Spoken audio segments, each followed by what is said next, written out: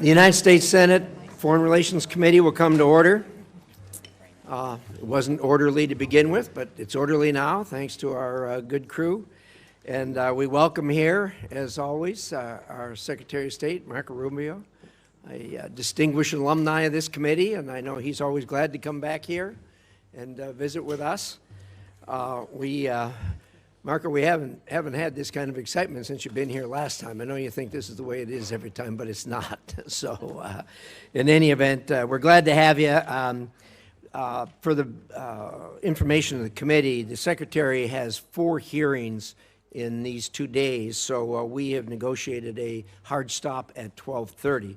To that end, we'll use the usual array of the way we do things here, and that is first of all, I will make an opening statement, and then I'll yield to Senator Shaheen, and then we'll turn the floor over to Senator Rubio.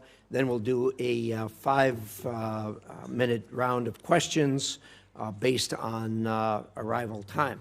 So with that, Secretary, it's good to see you here again. Though you're not on the Hill often, a lot has changed, obviously, since the last time you testified on the President's International Affairs budget last year.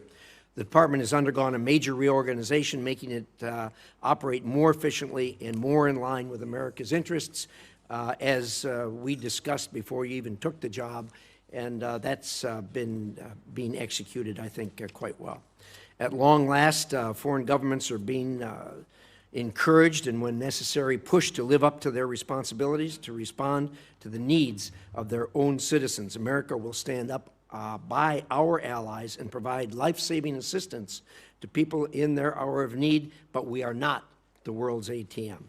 And so the Department is testing new ways of providing strategic assistance and breaking the cycle of dependence on aid. Renewed emphasis on trade over aid will help the American people and lift up countries around the world. This is American generosity and ingenuity in action.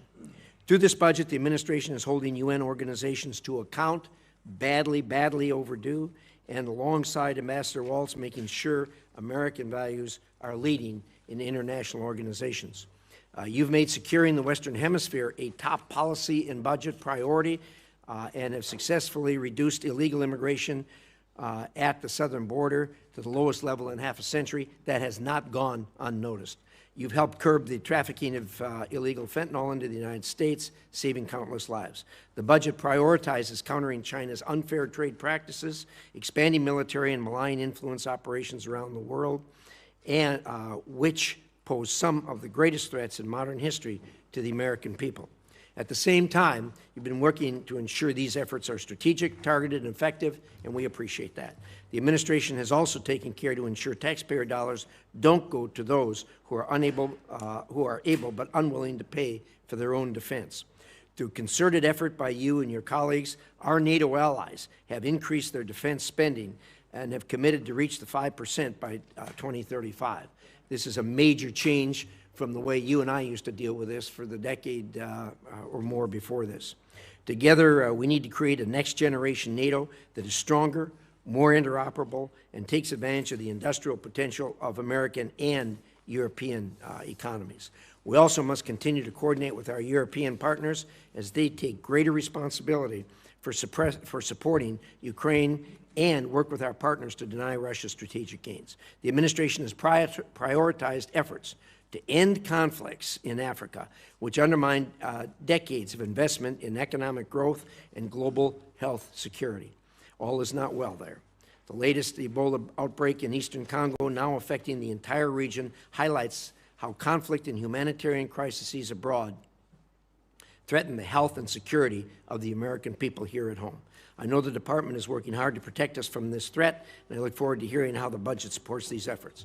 And, of course, the administration has taken decisive action to protect American citizens from the threat posed by Iranian nuclear capabilities and ambitions. On behalf of the American people, thank you for your hard work on that. You and I have been through this before, and we know how difficult it is. Change is hard, but it is also necessary. Your efforts to make the State Department more responsive to the needs of Americans will help us all meet the challenges of the 21st century. I look forward to discussing how the budget will further those efforts. With that, I will turn it over to the distinguished ranking member, Senator Shaheen. Well, thank you, Mr. Chairman. Good morning, Secretary Rubio. Mr. Secretary, you were a senator. You sat on this committee. You sat on the Intelligence Committee. You know as well as anyone that effective American foreign policy requires a strong partnership with Congress. Allies need to know that our commitments can stand the test of time, and that only happens if Congress is brought into the discussion. Congress cannot be a partner if it's kept in the dark. I have a long list of unanswered requests sitting on your department's desk. And Mr. Chairman, I'd like to ask that these letters be submitted for the record. They'll be submitted. I've requested a briefing on changes to U.S. force posture in Europe, and after 33 days, we still have no response. We've requested a briefing from the Iran war on displacement. After 90 days, we still have no response. We've asked for a briefing on Ukraine on a number of issues. After 180 days, we still have no response. We've asked for a briefing on lifting Milorad Dodik's sanctions. And after 225 days, we still have no response. We've asked for a briefing for the U.S. Agency for Global Media. No response after 344 days. The Romanian visa program termination. We've followed up 5 times over 435 days, and we've still gotten no response. In January, when you were before this committee, I asked if you would report to this committee once an audit system was in place to track Venezuelan oil revenues. You said, and I quote, "Oh, absolutely, yeah, we are still waiting." And when you do notify Congress, it's to inform us of decisions you have already made. That is not consultation, as you well know. That is not advice and consent. Congress has been clear on a bipartisan basis. We do not want to cede ground to China. Yet this administration is closing consulates and cutting funding in the Indo-Pacific. The same pattern extends to global health. USAID supported Ebola detection and prevention activities in DRC and Uganda for years.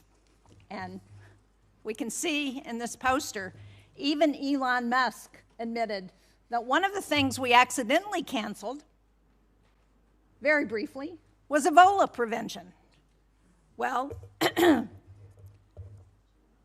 those programs were dismantled, and today we have to screen for Ebola at Dulles Airport rather than in the DRC and Uganda more than 7,000 miles away.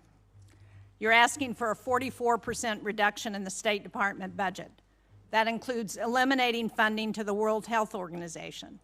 It includes eliminating all disease-specific funds in the middle of an Ebola crisis that's affecting Americans. Yet, no one from your department can explain to us why this is a good idea. You sent Congress one notification saying you needed $19 billion to close out USAID. Then you sent another saying you needed some of that money to respond to disease outbreaks. Congress has asked for an explanation, and we still have not received one. The same pattern extends to our alliances. I just returned from a bipartisan delegation to the Arctic. We are on the verge of losing the very alliances that we have built for decades because the President manufactured a crisis over Greenland. And nowhere is that clearer than with Russia. In 2017, you wrote, as a senator, that Vladimir Putin will never be a trusted ally or a reliable, constructive partner. But since taking office, you, the President, the Vice President, Steve Witkoff, not one of you has been to Ukraine. And yet, your envoys talk to Putin on a regular basis. The President has invited him, given him the red carpet treatment on American soil. But yet, you won't come up here and brief Congress on any of it. And decisions Congress has made on Russia have been systematically undermined. Congress passed support for Ukraine. The administration has slow-walked it. And instead of sanctioning Russia, the administration issued oil licenses that have sent billions to Moscow. Congress has asked what this approach has produced. Russia has conducted 5 times more drone strikes on Ukraine since 2024. More U.S. businesses are being directly targeted than at any point in this conflict. And Russia is providing targeting intelligence to help Iran hit our facilities and personnel in the Middle East, while we're helping them fund this war. When I talk to my constituents, they ask for economic relief at home, not regime change in Havana or Caracas or Tehran. Instead, you sent Congress a war powers notification saying we are not in active hostilities with Iran, while the U.S. was conducting strikes against Iran and Iran was bombing U.S. embassies and bases throughout the Middle East. That was not consultation. It was an attempt to avoid answering to this committee and this Congress about this war. Congress has asked basic questions about the war. Why are roughly half of our Patriot interceptor stockpiles gone? Why does the Strait of Hormuz remain closed? Why is gas up $1.50? Why did 13 American service members lose their lives in this war? Congress deserves to know why, and Americans deserve to know why. Mr. Secretary, you would not have stood for this kind of stonewalling by the administration when you were a senator, and you certainly shouldn't stand for it as Secretary of State and National Security Advisor. Thank you, Mr. Chairman. Thank you, Senator. We'll now proceed to a round of 5-minute questions. I'm sorry. We'll try. Did you want to? We talked about that. Do you want one? We actually talked about that, but he thought that questioning might be easier. Why don't you go ahead? I have it in writing. You want me to read it? Give us your best shot. Okay. Well, thank you for having me here. There'll be a lot to talk about today, and I just want to remind everybody, you know, our foreign policy is one that's solely focused on the national interest of the United States of America, on the defense of our country, both its military defense and our security, but also our economic security and the vibrancy of our economy, our sovereignty, and our future. We believe that America should lead the world, and I believe that we are, and we'll have a very good story to tell about that. American leadership, however, should always be on behalf of the American interests. I say this because I think over a period of time in our foreign policy, we lost focus on that. The reality of it is that our foreign policy, first and foremost, must always be what is in the national interest of the United States of America. And determining the national interest oftentimes requires us to make pragmatic decisions. Sometimes in foreign policy, the choices are not between a good choice and a bad choice. It's between two less than ideal choices, and you're trying to figure out which one of these two choices is the one that is best for the United States and least harmful to our interests. And that plays out every single day. That said, we remain the world's sole global superpower, the most powerful country on earth. We have the largest economy. We have the most formidable and powerful military ever known to man, by the way. Our dollar remains the reserve currency of the world. Our language is used extensively throughout the world to transact all sorts of business and many of our engagements. But all of this means very little if that power is not used to protect the people who built it, the people who it is meant to protect. I also remind everybody the United States government is not a charity. We are not here to play social worker. We are here to win. We are here to win on behalf of the American people and on behalf of the national interest, to win for our country, to win for the people of America, to win for the things that are important for our future, and that's what we exist to do. The State Department exists to carry out the foreign policy of the United States, both in diplomacy and in aid, in a way that furthers the national interest and helps the American people. And it's guided every decision that's been made since January of 2025. I'll give you a perfect example in our own Western Hemisphere, an area that this committee and many of its members long argued, as I did, has long been neglected and not been paid attention to. We now have in this hemisphere a coalition of friendly countries, over a dozen, who have aligned to work on not just the issues of security that we all have in common, but also economic prosperity that go hand in hand. It's an amazing story that basically, other than Nicaragua, other than Cuba, obviously other than Venezuela, remains with some challenges, and of course Brazil, although they're in the midst of an election cycle, and to some extent the current government in Colombia as well, at least the president's been problematic. But generally speaking, it is now a region filled with American allies, American-friendly leaders, and an America-friendly direction. Now, obviously, we have to operationalize that into action after 20 years of neglect, in which China and other global powers have intruded in our Western Hemisphere to the detriment not just of American national interest, but to the detriment, in our view, of the people of those countries as well.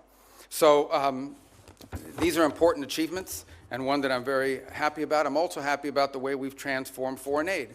In any transition, there will be, bumps in the road, but largely speaking, if you think about how those programs that existed in the past were failing us, the old model had to be replaced. And the foreign assistance that remains is being brought under the strategic direction of the State Department. So we're not just providing money, we are also seeking outcomes. It's not just how much money you spend on a program, it's whether you're getting outcomes from it. But it's also being guided with our strategic view in mind. And that means that we are able to provide aid not just all over the world, but specifically targeted at those most in need and those places around the world most important to the national interest of the United States. That will remain our guiding principle. That's been our guiding principle in our reforms. So, we can get into a lot of these details in our questions. The bottom line is that all this and more is a reflection of this belief that I outlined at the outset, and that is that foreign policy cannot be separated from economic policy, from border policy, from energy policy, from any of these other spheres that are critical to our national interest. A country that cannot build ships or produce medicine, or control immigration, or access vital resources, cannot defend its people, cannot defend its interests, and cannot defend its way of life. So our foreign policy continues to be reoriented around the real foundations of national strength.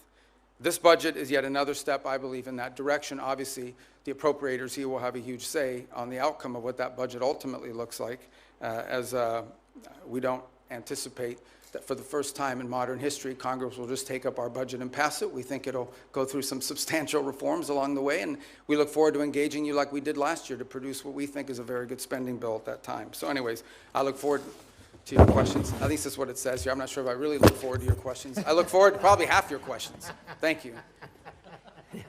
Thank you, Secretary Rubio. We will now do a round of questions, 5-minute questions based on order of attendance. And I'm going to start, and I'm going to say thank you for the work you've done with respect to Iran. All of us that have worked on this for years know how frustrating that is, how difficult it is to work with this regime who've sponsored terrorism, kidnapping, and killed thousands of Americans for the last 47 years. Thank you for doing something about it. I know you and the President are doing all you can to ensure this comes to a close sooner rather than later. I wonder if you could give us at least a brief update on where we are. Well, first let me remind everybody that while I've not been before this committee since, I believe, February, when we briefed on the Venezuela operation, I have appeared on multiple occasions here, both in my role as National Security Advisor and Secretary of State, in both all Senate briefings multiple times, Gang of 8 briefings, Gang of 16 briefings. So we've talked about this topic with some of you in those settings in the past, or you've heard from us. Let me just lay the predicate here, okay? Iran's desire to build a nuclear weapon was going to be built, was going to be effectuated behind a conventional shield. They were going to build for themselves so many missiles, so many drones, so many conventional weapons, including a navy, that at that point there's nothing you could do about it. What they tried to do is they were going to try to build a conventional shield and hide behind that conventional shield and basically say to the world, if you come and do anything about our nuclear program, we will overwhelm you with missiles, we will overwhelm you with drones, and we will overwhelm you with our navy, and you will not win.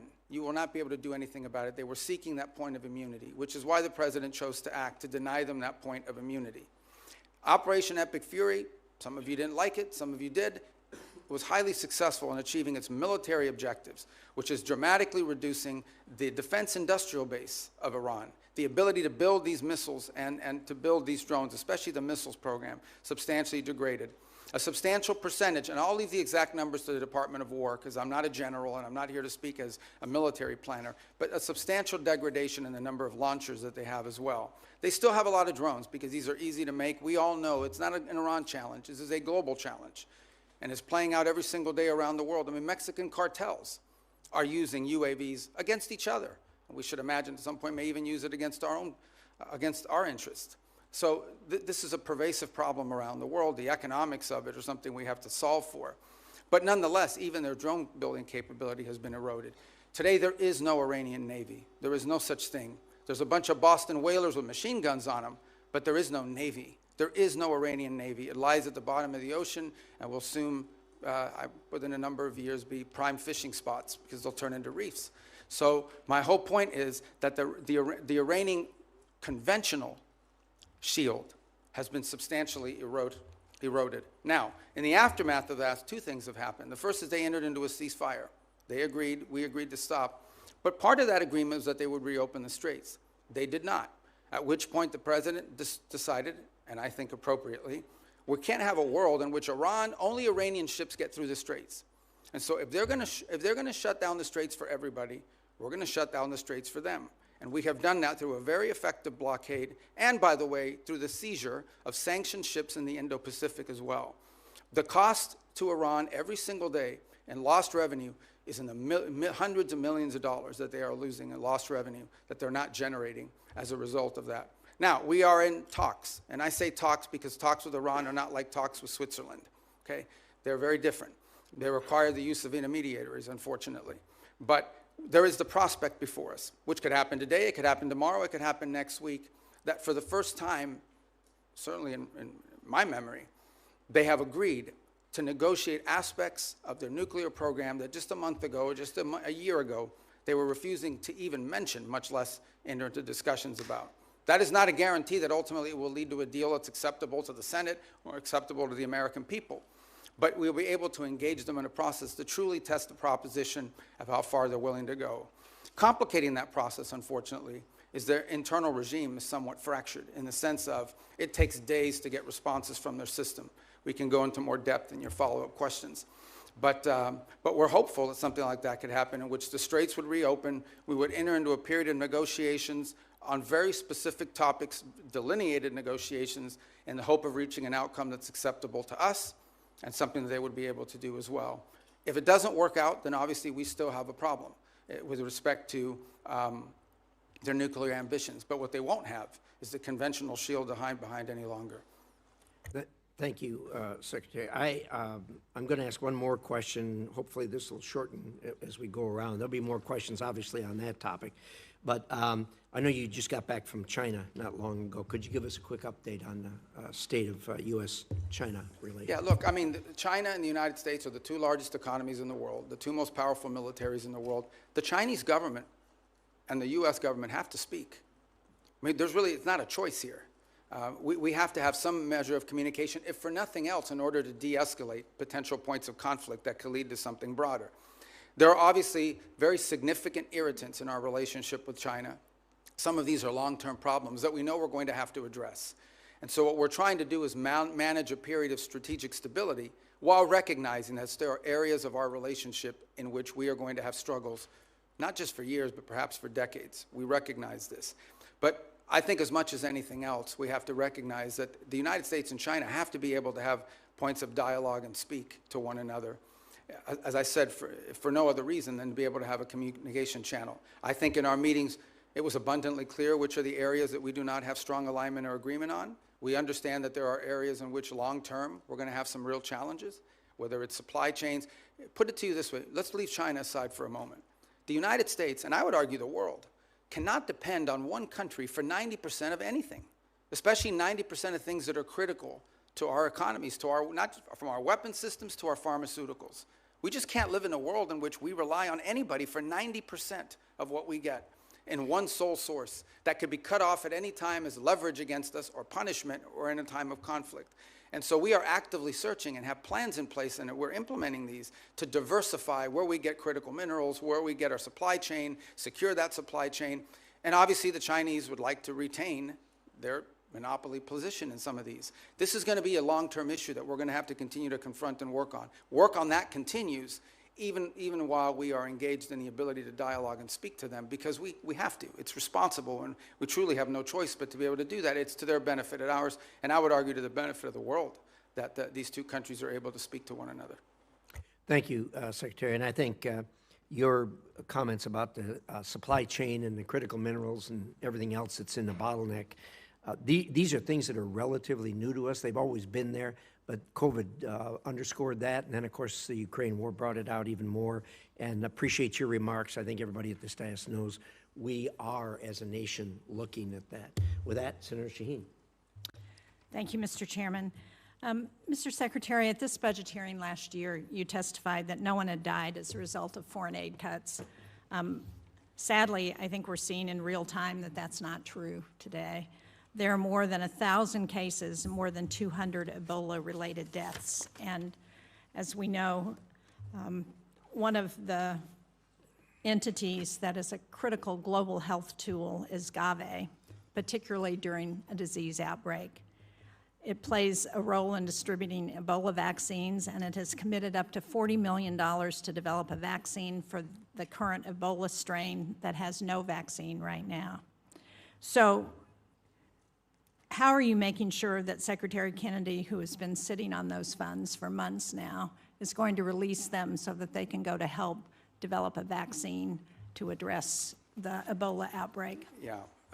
Well, a couple points on Gavi. I would say that the president had asked that we allow Secretary Kennedy to play a leading role on the Gavi decision because of his strongly held views with regards to vaccine safety, and he wanted them to conduct some reforms.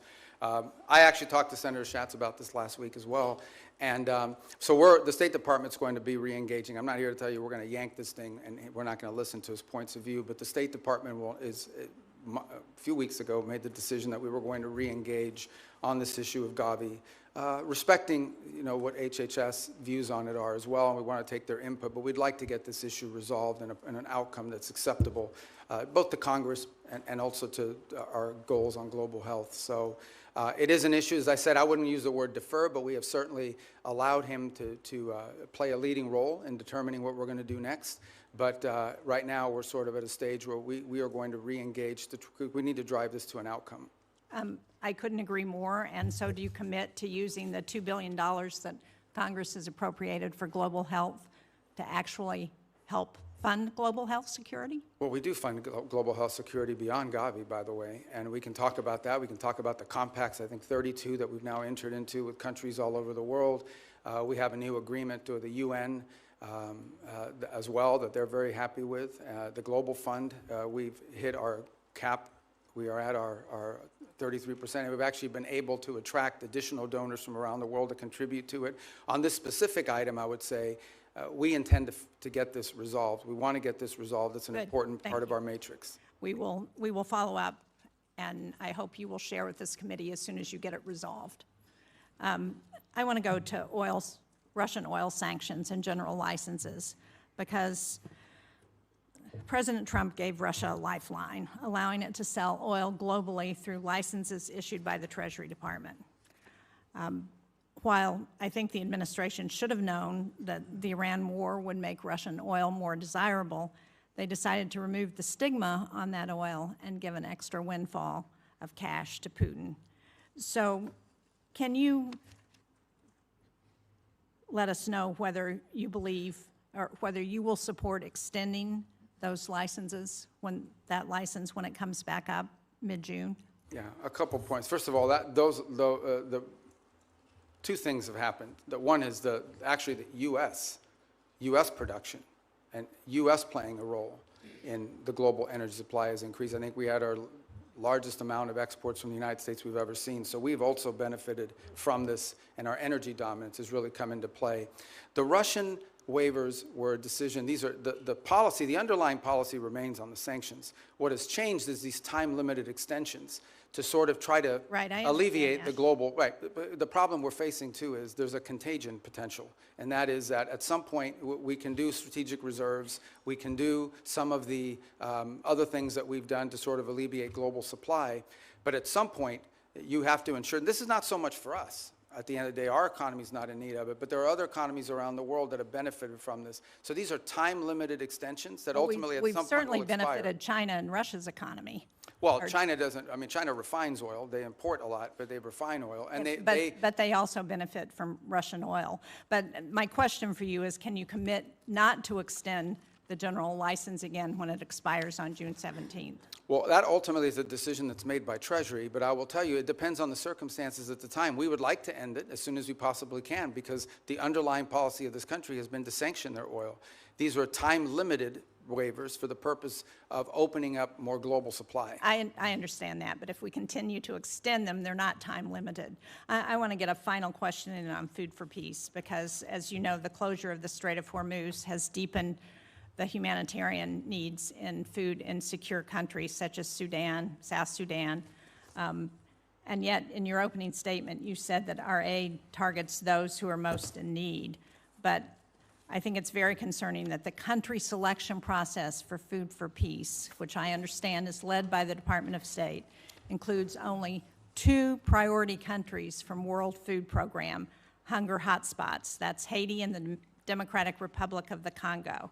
So the question I have is, why are we adding countries that aren't facing acute food insecurity, like El Salvador, Guatemala, and Rwanda? Why are we not helping countries who are facing acute, well, famine in some cases? Sudan, Gaza, Afghanistan, Nigeria, Syria, Somalia.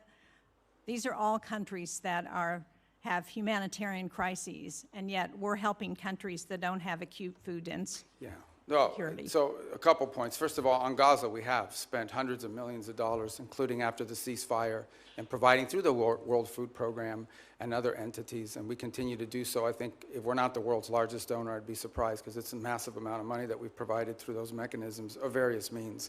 On the point of Sudan in particular, the complication in Sudan, which I wish were different, and we're very involved in this. I mean, I had a meeting on Sudan yesterday.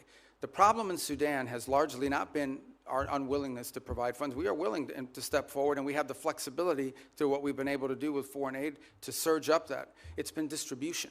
It's been the ability to get that. So as an example, in these conversations we're having between the warring sides, one of the things we're trying to identify is 4 safe spots where people can go receive humanitarian care, assistance, where we can actually have the outside groups, the NGOs, the international organizations that we contract with, have the ability to go in and actually deliver the food without having their trucks hijacked or blown up or their workers killed. That's been the fundamental challenge in Sudan, is distribution. The distribution is being threatened because we don't have conditions on the ground that allow for it. And so to allocate money towards something that we can't distribute is unwise until we have that in place. That's deeply tied to the ability to have a peace deal, which I can tell you has been very frustrating. On the one hand, with Sudan, we had a donor conference in Berlin. I don't want to interrupt you, Mr. Secretary, but I'm out of time, and it doesn't explain why we are providing food for countries that are not insecure. I appreciate the challenges in Sudan. We have those challenges in many places, but because we have dismantled the distribution network when we eliminated USAID, we've exacerbated those challenges in countries around the world, and we are not providing the help based on humanitarian needs, and that's my concern. Thank you, Mr. Chairman. Senator Ricketts. Thank you very much, Mr. Chairman. And Mr. Secretary of State, thank you for being here. Really appreciate it. Good to see you. Communist China is trying to win the AI race, and they will use it, for example, to dominate our military if they're able to do that, and so many other ways. A world where Communist China is dominant in AI is very bad for the United States and for the entire world. That's why it's critical that us and our allies cannot lose this race. Semiconductor supply chains, particularly semiconductor manufacturing equipment, SMEs, are critical to winning this competition. It's one area that Beijing is spending billions and billions of dollars to be able to produce chips in China, and they've failed to be able to produce those high-end chips so far. President Trump understands this better than anyone because the Trump administration was the first to utilize export controls on SMEs to slow down Communist China's advanced chip-making industry. Since that time, key allies and partners have also imposed controls on SMEs to China. However, their controls have not been as restrictive as U.S. controls, and this has allowed certain foreign countries to backfill the Chinese market with critical dual-use tools. Secretary Rubio, do you agree that export controls on SMEs are critical to maintaining our technological advantage over Communist China? It is. It's actually where it's most critical is in the high end. The areas, that are not legacy, that are broader and that allow for that. I think on the broader point of AI, we share your view. One of the initiatives that I think Jacob Helberg's done a great job with at the State Department is Pax Silica, in which we signed up all these countries around the world. I think we're up to 13 or 14, and including ourselves and others who hope to join as well, in which we can create this global consortium for all of the elements of the AI supply needs. It's not just the innovation, it's obviously access to the minerals and the critical elements necessary in order to produce these chips and all the things that it will take to lead the world in AI. I think it is safe to say the United States right now is a global leader on AI. I think it is also wise to say that that lead is not is not irreversible. permanent. It has to be sustained, and there will be a real challenge in sustaining it. And we're going to have to stay focused on it. The good news is I do think we have a system of global alliances that view it the way we do.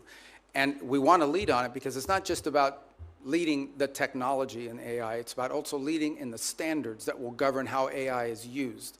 I don't want to monopolize this conversation on this point, but it's one that I think the Senate should think about, because I know we're starting to think about it. AI will have very positive impacts on our economy and societies.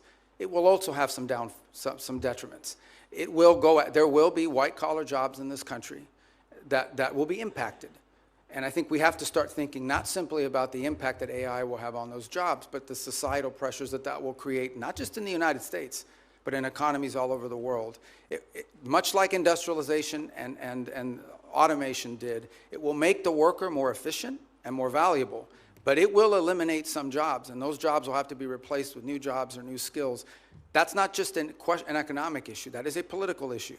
That, over time, could destabilize societies all over the world.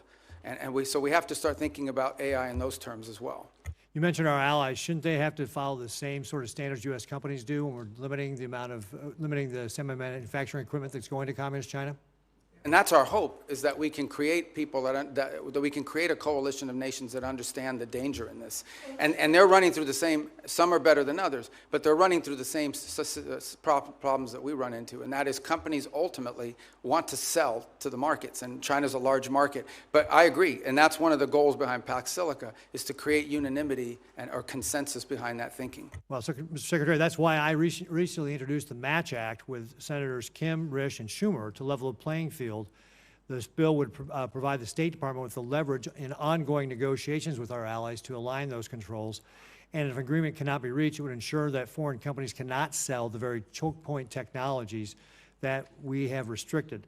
So I hope you'll support that as we move forward on it. One other thing I just want to hit before my time runs out here is that I was the co-sponsor of a bill to create the U.S. Foundation for National Security and Counterterrorism.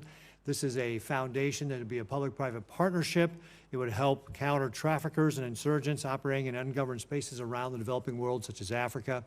The State Department, however, has not, for over a year and a half now, launched this foundation, and I'd encourage you to work expeditiously to implement it. I think this is something that, as we're talking about, especially the continent of Africa, can be very helpful to making sure that we're not only helping conserve the environment and helping animals, it's bad for terrorists. Thank you, Mr. Chairman. Thank you. And look at that, I kept it in my time. Good job. Can you do as well, Senator Murphy? I'll do my best. Thank you, Mr. Chairman. Thank you, Mr. Secretary, for being with us today. Despite the differences that existed between Republicans and Democrats prior to this administration on how to approach Iran's nuclear program, the theory was basically the same, that we were going to impose significant harm on the Iranian economy in order to force them to the table to negotiate. What is happening now is fundamentally different. This war and the administration's decision to blockade has now held the entire world economy and the U.S. economy hostage to the ability to negotiate an agreement with Iran. This is why the entire country is seized by the question of when there will be an agreement, because apparently, until there is an agreement, the Strait of Hormuz remains closed. There is a cost to the Iranian economy, but now there is a devastating cost to the U.S. economy. It has been indecipherable, the information coming from the administration, especially in the past several weeks, as we get signals that a deal is imminent. The president said yesterday he's bored by the negotiations. He doesn't care whether we get a deal. I think it's really important for us to understand what your bottom lines are, what you're asking for in this negotiation, what commitments you need Iran to make in order for you to release the blockade, and we hope for them to release the blockade as well. So give us a little insight into what your bottom lines are, what is going to get the strait reopened, because this is kind of the only question that matters for American consumers right now. And every day we get wildly different signals from the president as to whether he even is engaged in this question as to whether the strait is going to reopen. Yeah, I think your question gets right to the heart of the matter. So I think it's a good question. Let me first bifurcate two things. The only reason there's a blockade, the only reason why there's a U.S. blockade is because Iran has closed they're firing on commercial ships, and they've mined large segments of Hormuz, international waters. And so the blockade is only against Iranian ships. And it's very simple. The notion is if no one's ships are going to get out, then Iran's ships aren't going to get out either. We can't live in a world in which they get to close the straits and tell everybody, pay us a toll or we'll blow you up, but their ships get to go out unfettered. So that's the reason why there's a blockade. There wouldn't have been a blockade if Iran had agreed to do what they said they would do when the ceasefire kicked in, which is they were going to open the straits. So let me just focus on the straits for a moment. Number one, what they're doing is unlawful and illegal. There isn't a country on earth, other than Iran, and maybe Oman that flirted with it, who's in favor of what Iran is doing in the straits. The Chinese are against it. The Russians are against it. Everyone is against it. The whole world is against it. So condition number one is they have to reopen the straits. And reopening the straits means the following. Ships can sail through international waters the way they can do through other choke points around the world without being fired upon, without paying a toll. That's condition number one. But the strait is closed because of our decision to invade Iran. This is a consequence of our military action. So I guess I'm not interested in litigating that question. We all know why the strait is closed, because you took military action against Iran, and we knew ahead of time that that would be their likely response. The question is, how are we going to get it reopened? Are you going to drive a bargain that is so tough and so hard that the strait remains closed? So how are we going to get it open? The first thing, that is a predicate to anything else happening. The straits have to be reopened. So the way to think about it is this. If Iran wants to be able to move its oil again through the strait, they will have to reopen the straits. If they refuse to do so, then we have other options available to us, but we would prefer to negotiate the opening of this, which means tell us about the negotiations. What do you need from them in order to get the strait reopened? We need the strait reopened tomorrow. Well, what needs to happen is very simple. They need to announce that they will no longer fire on commercial ships that are going through, or threaten to fire on ships, because in many cases, ships just won't move. They won't go, not because they got fired on, but because of the risk of being fired upon. And so they have to announce very clearly, the straits are now open, we're not charging a toll, we will help remove the mines that they put in there, and they will not fire on ships. But the president says they also need to make commitments on their nuclear program. That's what I'm asking. Oh, I see what you're saying. What commitments do they need to make in order for the strait to be reopened? Well, the second thing they have to agree to as part of this is, so in addition to the straits, that's the predicate that opens the door to phase two. Phase two is they have to commit to very specific negotiations on highly enriched, the disposition of the highly enriched uranium that still is buried deep in a mountain somewhere. They have to agree on negotiating severe and long-term limitations and or cancellation of enrichment activity in their country. In the second phase of negotiations. Well, obviously, these are highly technical matters, so I don't think you could work those out in 5 days. That would require a team of experts to meet over a 30, 60, 90-day period and work out the details. But they have to commit to their willingness to do that. For example, they have to commit to say, we will dispose of the enriched uranium, and the question now is, what are the mechanisms by which we do so? That can be negotiated. Final question. In order to get to that second phase, are you willing to release sanctions or release frozen money that the United States is withholding from Iran? Right now, everything that's been discussed with them is that any sanctions relief, now remember, sanctions come, there's international sanctions, there's congressional sanctions, there's executive sanctions, so some we can release and some we cannot.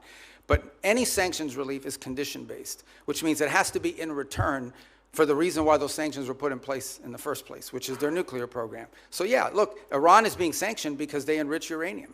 Iran is being sanctioned because they've highly enriched uranium. Iran is being sanctioned because of their nuclear activities. If they agree to give up those things, there will be sanctions relief associated with their commitment and compliance with those agreements. But you will not give them sanctions relief just in exchange for reopening the strait? No, that's not been discussed. That's not been offered. Senator Hagerty.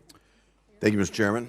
And Secretary Rubio, it's good to see you here. I want to commend you and the administration for actually implementing a foreign policy that advances America's interests. Thank you.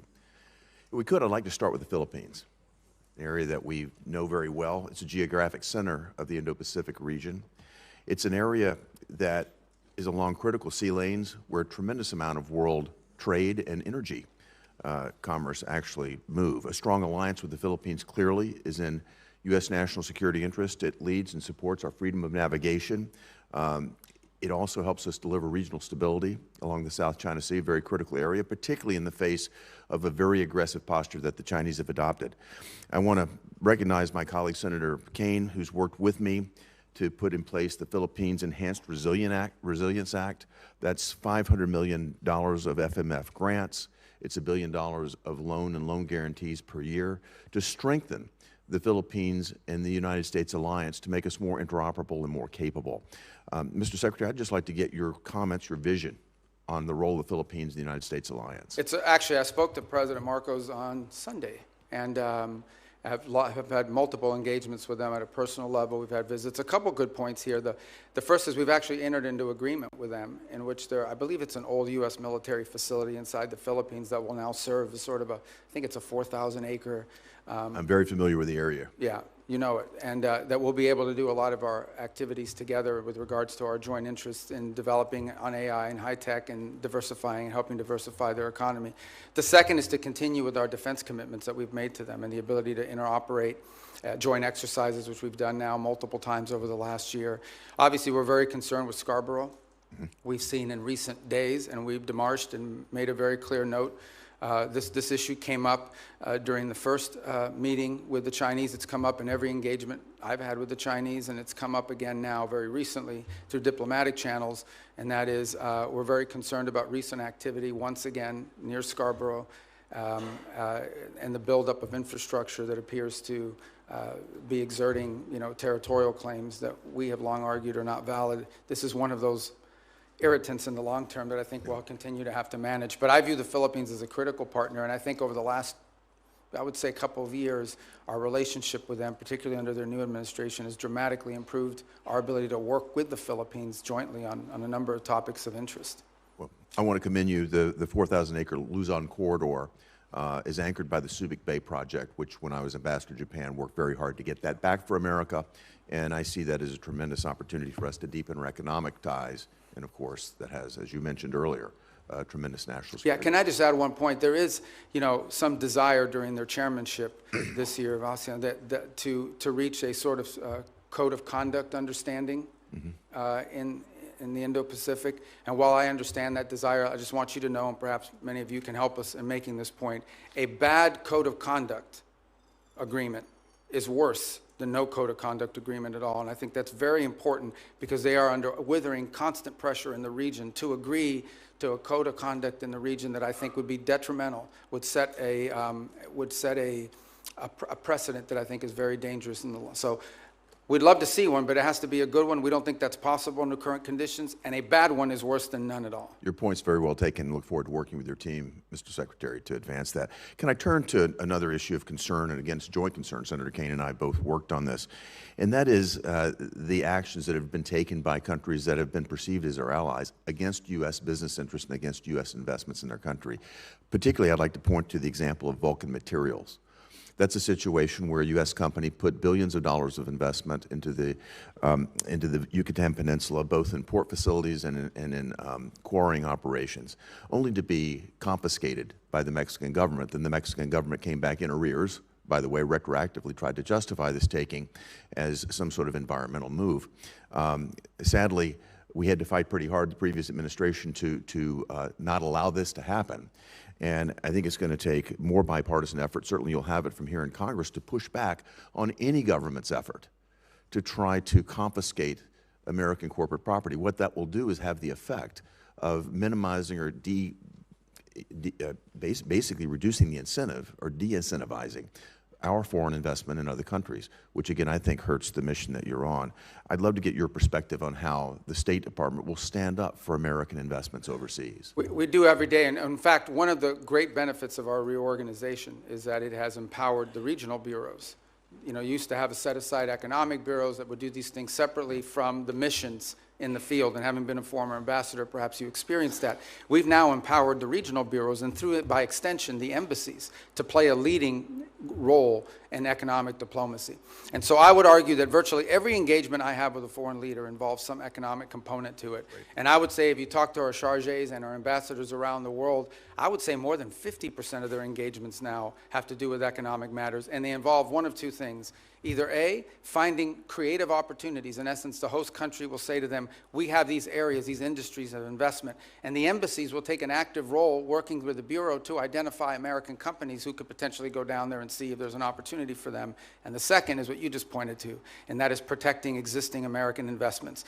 Because the point we make with everyone we interact with is, you can't ask for American investment into your countries when you have a history of expropriating, of takings, and in some cases, it's a local official that's trying to extort an American business and say, hey, I'm the sheriff or I'm the local police officer. If you don't pay us, your workers won't show up to work tomorrow. We have problems like that as well around the world that involve the local level, and it's become a leading part of our diplomacy.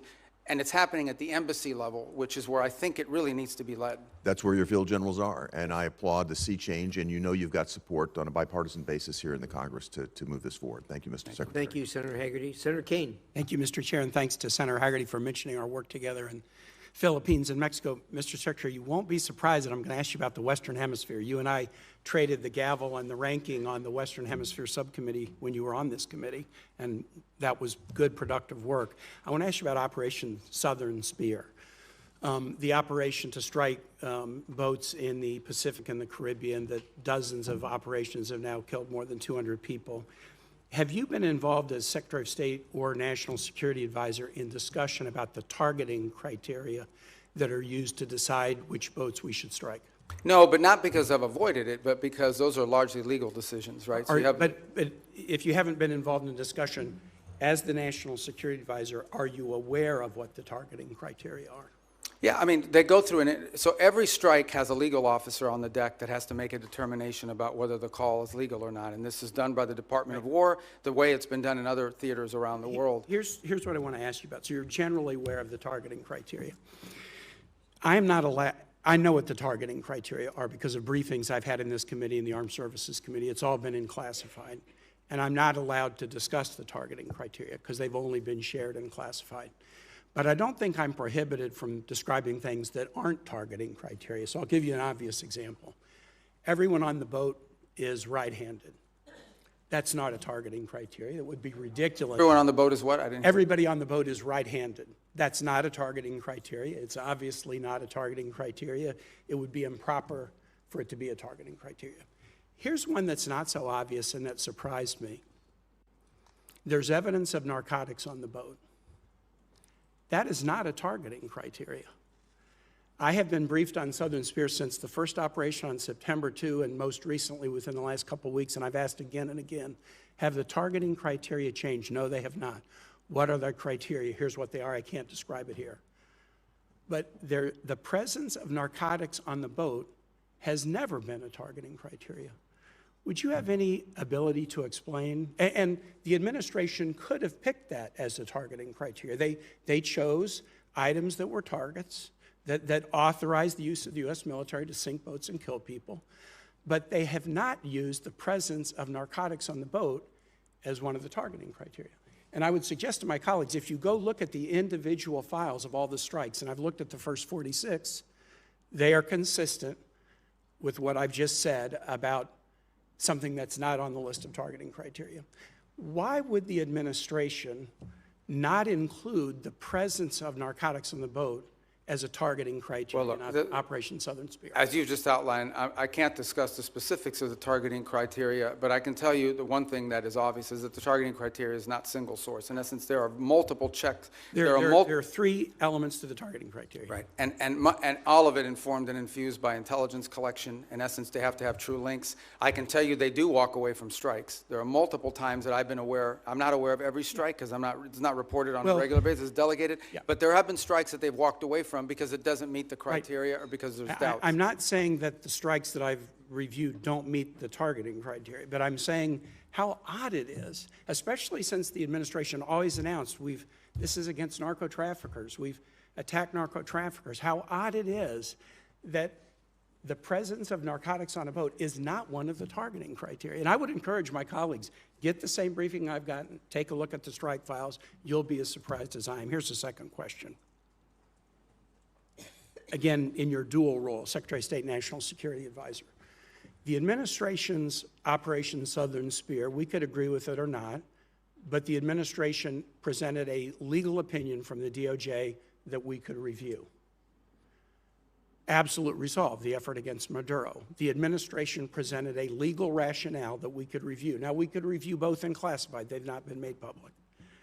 We're 92 days into a war against Iran, and the administration will not let Congress look at the OLC legal opinion justifying the war.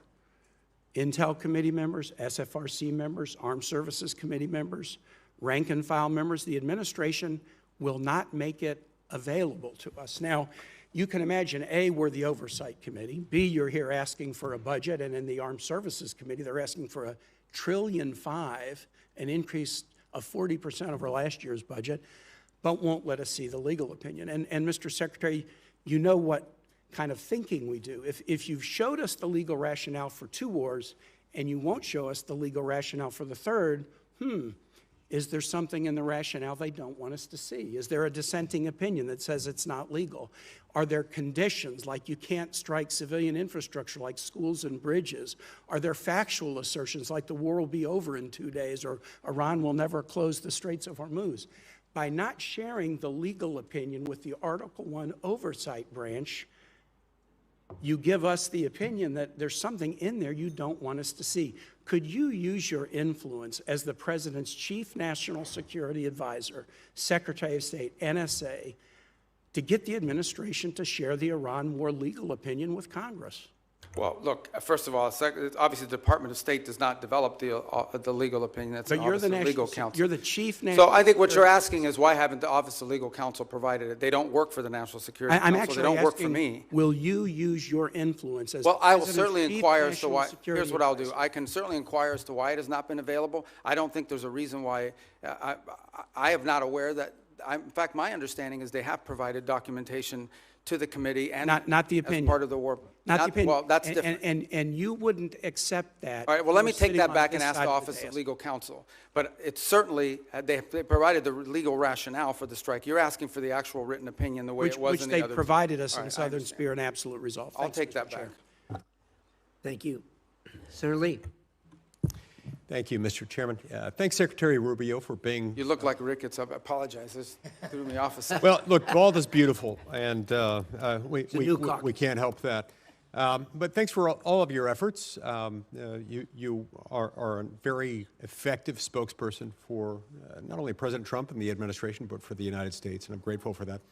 Was wondering at the outset if you could talk to us a little bit about the fractured Iranian regime and how that might be making negotiations more difficult. One of the things I've wondered, for example, are whether the diplomatic Iranian channels are sort of crosswise, at odds with, or working hand in glove with the IRGC, which is itself causing a lot of these ceasefire violations, or is it all sort of coordinated chaos to try to undermine and tip the scales in favor of Iran in the negotiations? Yeah, that's a great question. Let me try to give this answer to you in a way that's not boring or wonky, because it's been a shift. Obviously, the original Supreme Leader, the one that was there, is no longer with us. His son takes over. Nobody hears from him for a month. By all reports, open source reporting, I think you've all seen it, he was severely injured in the same strike, and so forth. Are you confident he's still alive, by the way? Yeah, I think there's indications that, in fact, we've not heard from him publicly. We haven't seen him publicly, and I would imagine, given what's happened to multiple leaders in that system, being very public is probably not something that's recommended for them internally. But that said, I think there are indications out there that he is increasingly engaging at some level, although all of his communications have been in writing and through intermediaries. So the way to think about it is the following. You have the Supreme Leader, and understand that at the end of the day, the Supreme Leader in their system there really is no analogy to it in our system or anybody else's system. It is a theological office. It was the head of the Islamic Republic in the sense of the ultimate decision maker. And every major decision has to be run by them. They are advised by a council. It's not clear if it's 6 people or 8 people, but there is a council made up of both IRGC and other elements of the regime that surround that Supreme Leader. And ultimately, that council has to sign off on anything. And then there are the people you see on TV, like Arachi, who's out there every single day, and Golubov, who's the speaker of the Majlis, who's been playing a pretty prominent role. And they are the ones that they have sent to negotiations and so forth. It is our view of the system, as we understand it, and as it's been expressed to us both by the intermediaries and by Iran directly, that what Arachi and Ghalibaf bring or take from us, they then have to run back to this council and ultimately get guidance from them. And that process oftentimes takes 3 to 5 days to get a response.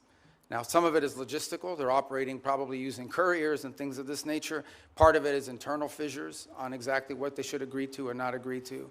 I think the second point that needs to be driven in this regard is that there is evidence that there are communications issues within the regime as well. So, for example, it's pretty clear that at the outset of hostilities and the conflict, they had delegated decision-making to field commanders. And so oftentimes field commanders had delegated authority to act on a, let's say, a pre-operational planning that had already put in place. And so unlike our system, where perhaps you know that the president or the secretary of war is directly making orders and decisions, or the chairman of the Joint Chiefs, in their system, a lot of decision-making at the tactical level, like which ships to hit and so forth, are being made at the commander level. So that's why from the outset it can look like fire-ready aim, but it's part of the design of the system, perhaps? Well, I think it was a design of the system in the sense of regime survival and the ability to operate in case there was decapitation strikes or people are removed. But let's go back to the essence of the negotiations. What's complicated them is you ultimately are negotiating with people who then have to negotiate within their own system to see what they're allowed to give and what they're allowed to agree to. What is abundantly clear is that Iran is facing severe internal economic. All the problems Iran had before this conflict not only are still there, but they're worse. All the things that led to the protests, all of these are worse than they were before. And I think there's definitely elements within that regime that understand it, and then there are other elements of it that are more immune to it and perhaps more resistant to making agreements. And so what we are working through is in many cases, is delays in getting the responses to people. And this is why you see reporting about there might be a deal in the next few days, because internally it takes time to get responses from them, sometimes upward to 5 or 6 days. Undoubtedly, they're using that to their advantage, sort of like the car dealer where the salesman has to go talk to his manager, make you wait and think about it for a while. Even more complicated than that. Even more complicated than that. One more question. I think we could benefit from hearing from you about the need to zero out funding for a couple of entities, including the National Endowment for Democracy and USADF. Can you tell us about that? Well, look, these programs, I think, have served a purpose in the past, and obviously there's a congressional role to play here, right? I mean, at the end of the day, these programs have had, especially the National Endowment for Democracy, has had support in Congress in the past. And look, I was here for 16 years. I understand that you're going to pass an appropriations bill, and the appropriations bill is going to have things in it that we don't have in ours. That's just the way it is. And we understand it. We'll make it work.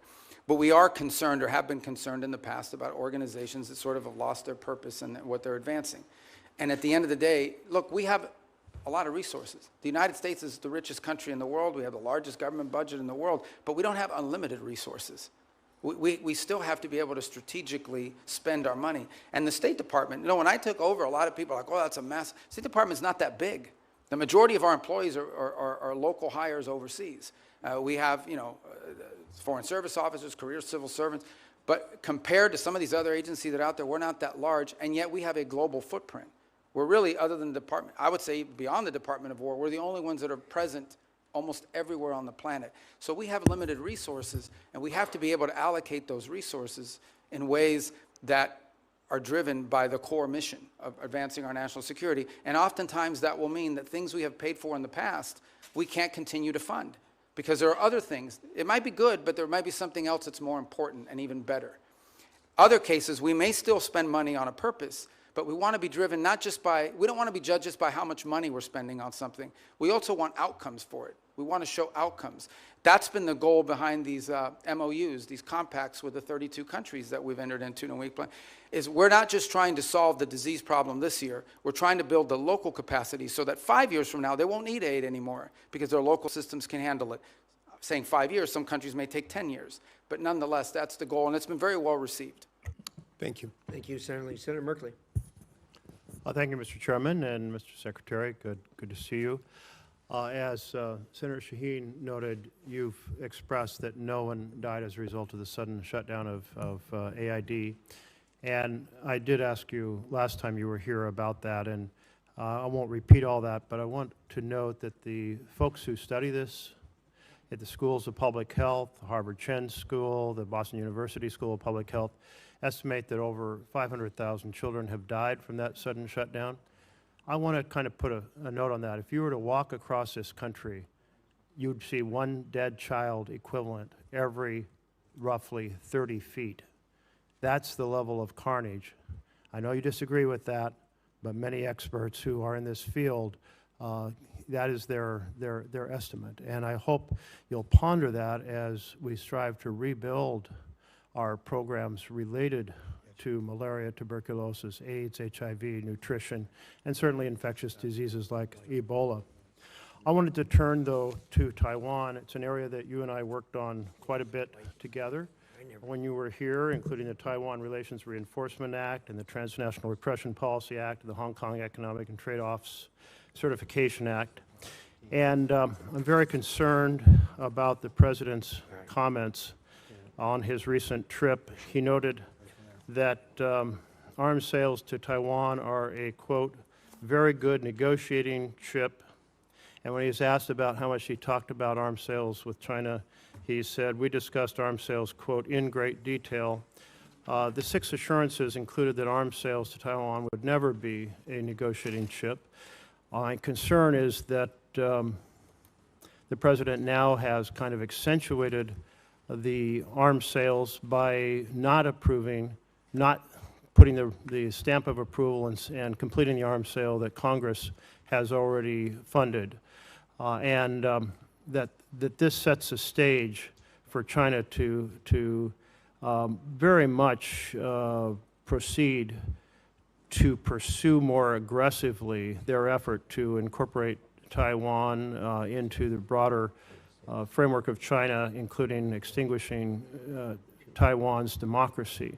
So I'd just like to hear your thoughts. Hopefully there's a path here that will re-accentuate our support for Taiwan's democracy.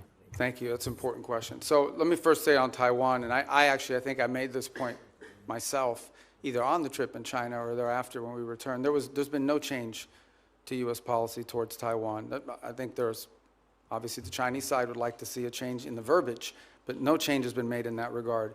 The second point I would make is, I believe in December, I know in December of this year, we did approve an arms sales, I think $11 billion. I think it's the single largest arms sale ever. It was a huge sale to Taiwan. This was just last December. I think it's more than the totality of the 4 years under the Biden administration. And I would recall that there were a 6-year period of time under the Obama administration where there were no sales to Taiwan. There is a second pending sale, which I think is the one you're referring to. It's the $14 billion one, and that remains under review. But we just did one in December. So I don't think it's, and I'm not saying you're saying this, but I don't think it's fair to say that the U.S. is not providing it. We just had a massive arms sales, and it was so big and so noticeable that the Chinese became very aggressive about it in some of the incursions they undertook as a result of it. And as I said, it was more in one sale than we did in the entirety of the Biden administration, if I'm correct, and I think I am on that point.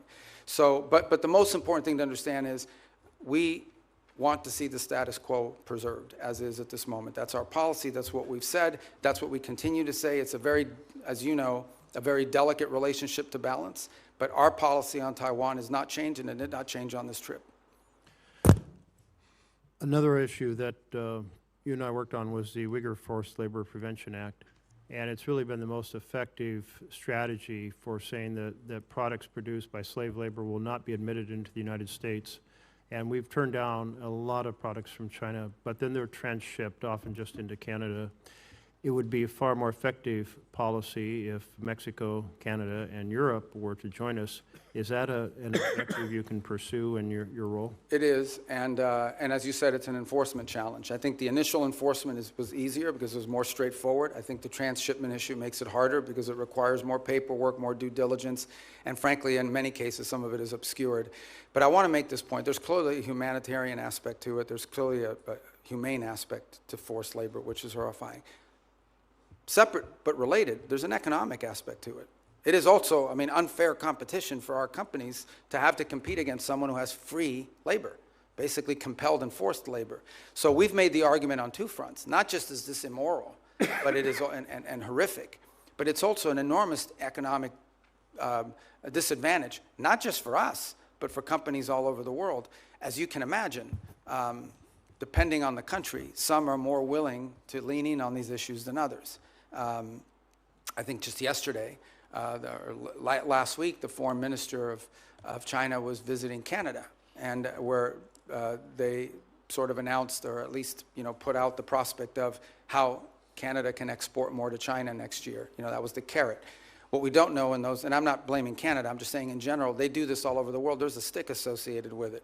And I would imagine that China's I know that they put tremendous amount of pressures on countries around the world not to comply with restrictions like the ones we put. I agree, if we got Canada and Mexico to agree, given our current trade arrangements, it would make it far more effective. To date, we have not been successful at convincing them that they should do that because, among other things, I think they fear retribution. But we certainly will continue to raise it because we think it harms them. Senator Barrasso. Thanks, Mr. Chairman. Mr. Secretary, great to see you again. You opened by talking about American leadership and American interests. And later this month, the G7 is going to be meeting in France, and then next month, NATO meeting in Turkey. Just overview, what are the priorities you're going to go into those meetings with? G7? G7 and NATO, coming up next month in this. Well, NATO would be a fun meeting. Let's start with the G7 one. The G7 forum this year has largely been focused, obviously, because of the Straits. So when I went to the foreign ministers meeting in March, a lot of the conversations in April were about the Straits. And the one point we've made is, and what's interesting is a lot of the countries involved there, even though it's not a military forum per se, the UK and France are members of it, they've put together this initiative, which they say they will send minesweepers and escort ships, but they will do so once hostilities is ended. It's kind of a catch-22. On the one hand, I mean, why do you need naval escorts if no one's shooting at the ships? That said, I don't diminish the utility of it because I would imagine the first few ships to go through are going to like to be escorted. So I think that's going to be a key feature of that conversation. I think there's a shared interest in all these countries on rare earth minerals and supply chains generally. I think there is a growing global consensus, and we had a great, maybe a few of you had attended part of it, we had a great ministerial here earlier this year on rare earths and supply chains that brought in dozens of countries, and all the G7 countries were represented at it. And so I think that's going to be a feature here is how do we diversify the global supply chain on anything from rare earths to pharmaceuticals? There's growing consensus, so I think that point will be quite dominant. And then given the makeup of who's in the G7, the Russia-Ukraine conflict will always come up because obviously it directly impacts at least 3 or 4 of those members who are on the continent. So we will also, and I don't recall exactly who the French have invited, but in addition to the G7, they'll always invite 2 or 3 other countries to attend. I believe Ukraine has been invited, if I'm not mistaken. There's usually a couple other countries that they'll invite that are not members of G7. But I think those issues will dominate depending on where we are with the Straits, and then clearly the critical minerals and supply chains has been a key focus of G7 actions. The last point is, I think there's been an interest and I think Canada deserves credit for this. The Canadians have really taken a lead, and we've been very supportive of this, in highlighting places like Haiti. And as a result of these G7 meetings, we've actually had a number of countries in the G7, including Japan, step up and contribute to the effort there. And the reason I mentioned NATO, there's an article in The Hill, and Mr. Chairman, I ask unanimous consent that we put this in the record. It says Sweden is now America's most valuable tech ally. You're talking about working together with other countries. It goes on to say, this is just last week, Sweden joined NATO. They've now signed the bilateral defense cooperation agreement. They said in March, Sweden became the first European Union member state to sign the Pax Silica Declaration, Washington's flagship initiative to secure global AI and semiconductor supply chains, and now the technology prosperity deal. I want to know how you've accomplished so much, and is this a model for U.S. relationships going forward with NATO? Yeah, the interesting thing about Sweden is because they, and Finland to the equal extent, is because they were not members of NATO for many, many years, they had a self-sufficiency in their defenses.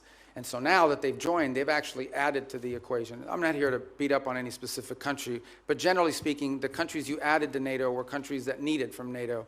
Sweden and Finland have actually contributed because they brought their own defense industry, their own advanced technologies. So they've been a great partner. They've been an extraordinary partner. We were just there because we had the NATO foreign ministers meeting in Sweden, and it was phenomenal. And I think that Sweden is a great ally and a country that we're continuing to find a lot of synergy and cooperation with especially on the field of technology, but also on defense. I mean, they have their own defense industrial base, which is an impressive defense industrial base. I wish every country in NATO had what they have, but I understand why Sweden has it.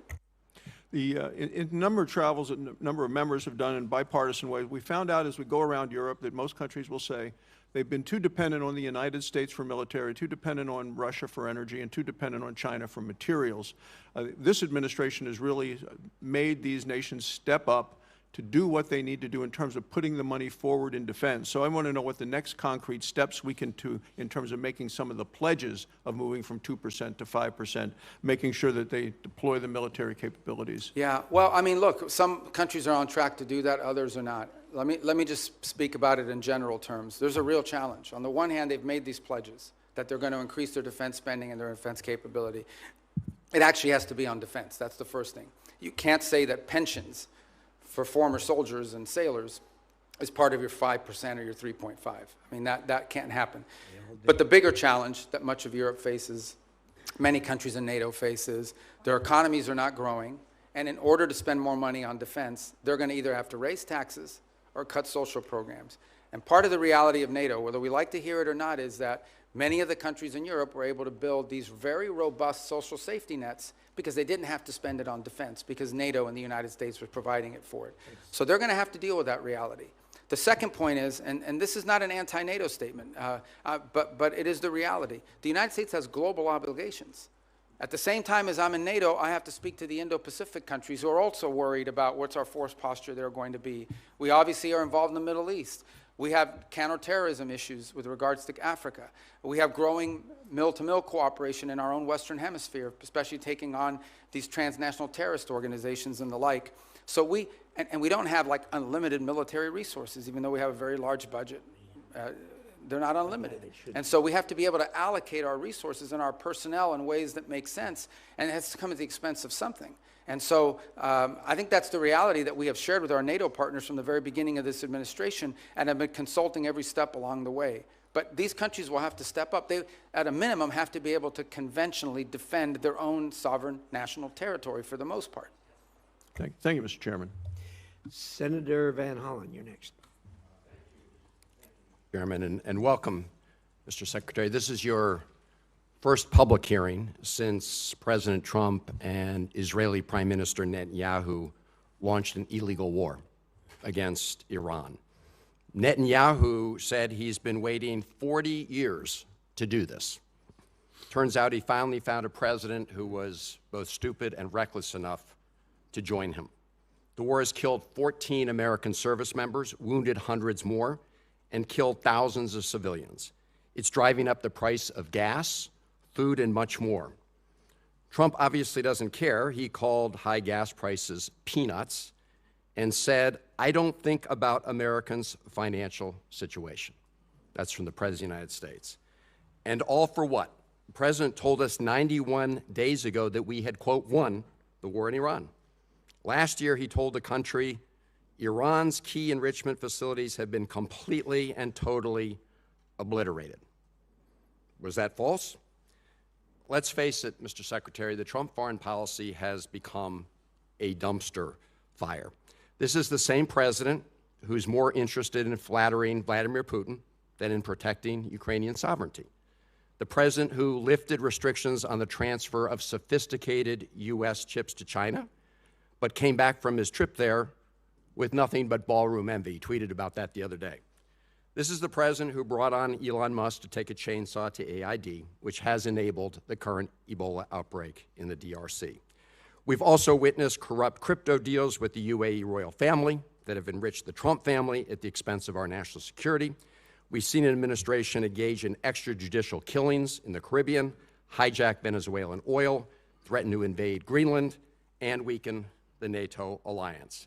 Here at home, a Reagan-appointed judge said that you and former Secretary Noem abused your powers when you locked up and still seek to deport students for protesting the destruction of Gaza.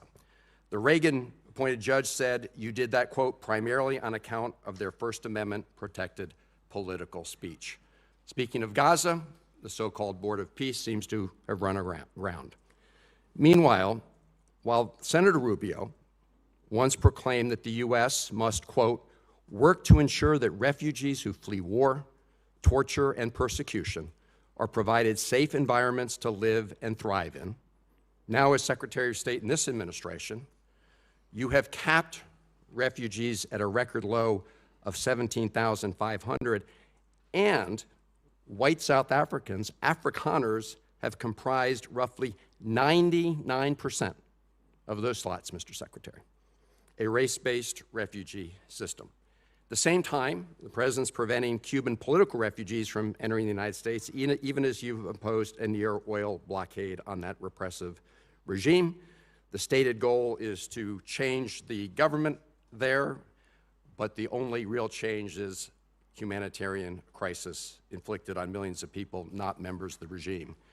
And in that regard, Mr. Secretary, I have a question for you regarding the designation of Cuba as a state sponsor of terrorism. On the very first week, at least, of this administration, the administration reinstated that. And in a recent January 26 EO, you made statements suggesting connections to Hezbollah and Hamas. The previous administration did a thorough review with the intelligence community and concluded that there was no evidence that Cuba was engaged in ongoing state sponsor of terrorism. Did you find new evidence to support that conclusion?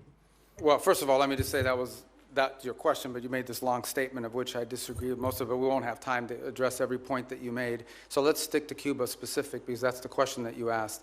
Cuba has sponsored terrorism, and it's supported groups. For example, virtually every left-wing, radical, violent terrorist group in the Western Hemisphere has at some point relied on support from Cuba.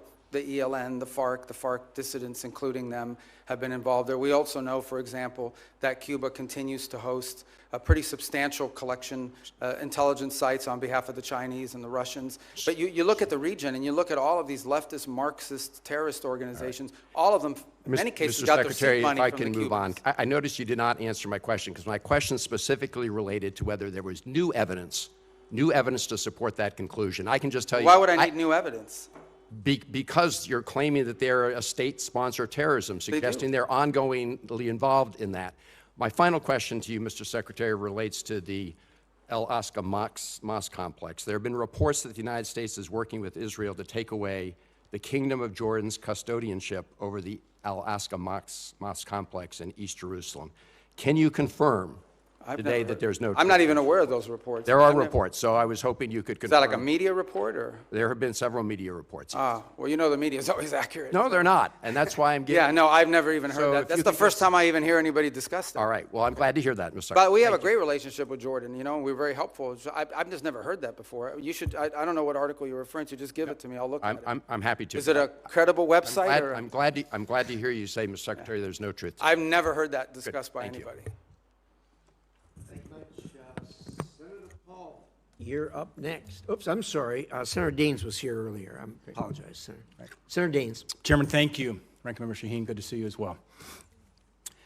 One of the underreported successes for your diplomacy and this administration is what's happened in terms of the peace agreement, a landmark agreement between Armenia and Azerbaijan. I know, Mr. Secretary, you just were in the region most recently. A major step forward for a region long beset by conflict, nearly 40 years of a hot war.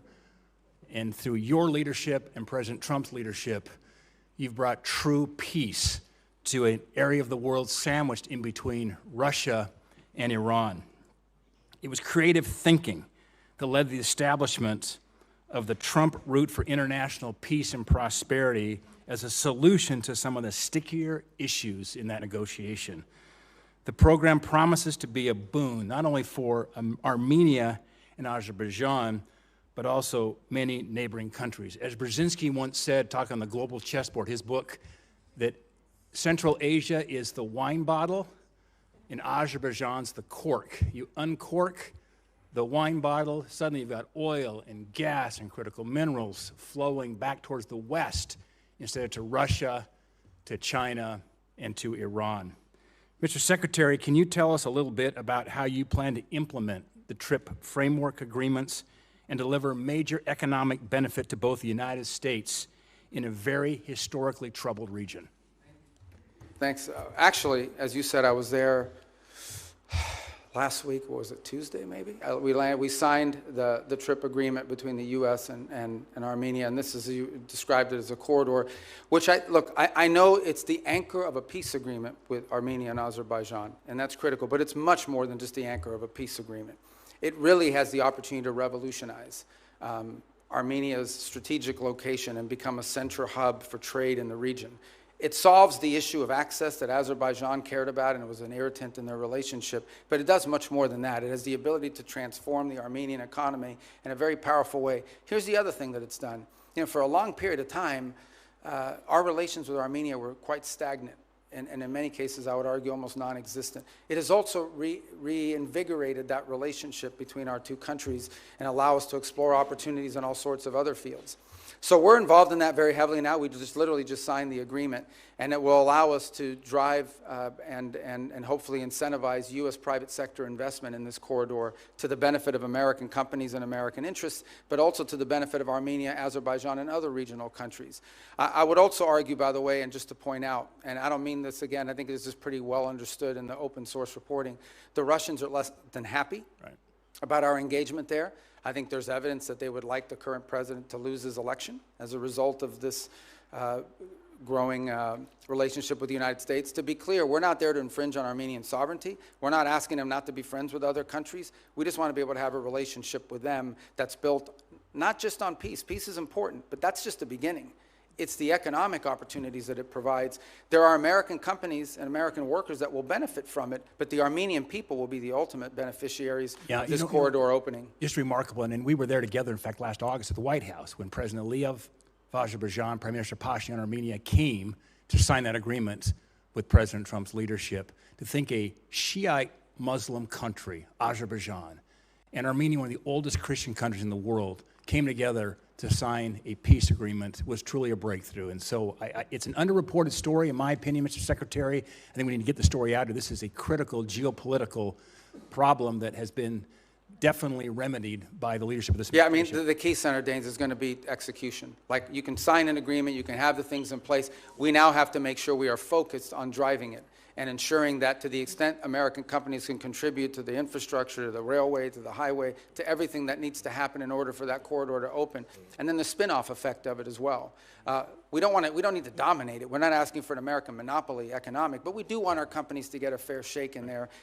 And by the way, partnering with Armenian companies in many cases, so it becomes mutually beneficial. Secretary Rubio, before my time runs out, I want to bring up one very important final point. As you well know, I've been spending a lot of time over the past few years working with our friends in Central Asia, across the Caspian there, with the 5 Central Asian countries. Things are progressing well thanks to your engagement and encouragement and President Trump's.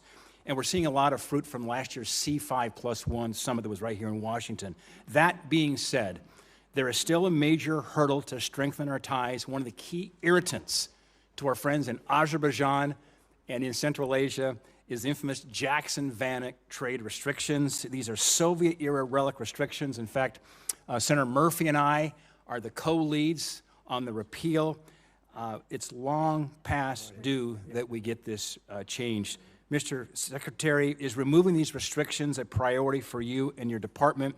And removing them have a significant impact on our relations with Central Asia? Yeah, it's a detriment. We'd like to see it removed, and I think you should talk to the chairman and the ranking member about putting it on the agenda with you guys. They're right there. You can tell them. But It's finance. oh, it's finance. Finance You don't have committee. jurisdiction over that? It is. That's my job. And Mr. Secretary, There you go. Finance. Well, that's good. That's what I do too. It's not my job. It's and our encouragement from our friends over in the House will be helpful. We'll work with you on that, Mr. Secretary. you should get it Thank you. passed. I mean, Thank you. look, We it need would to be get very done. helpful. Yeah, it would be. Thank you. Absolutely.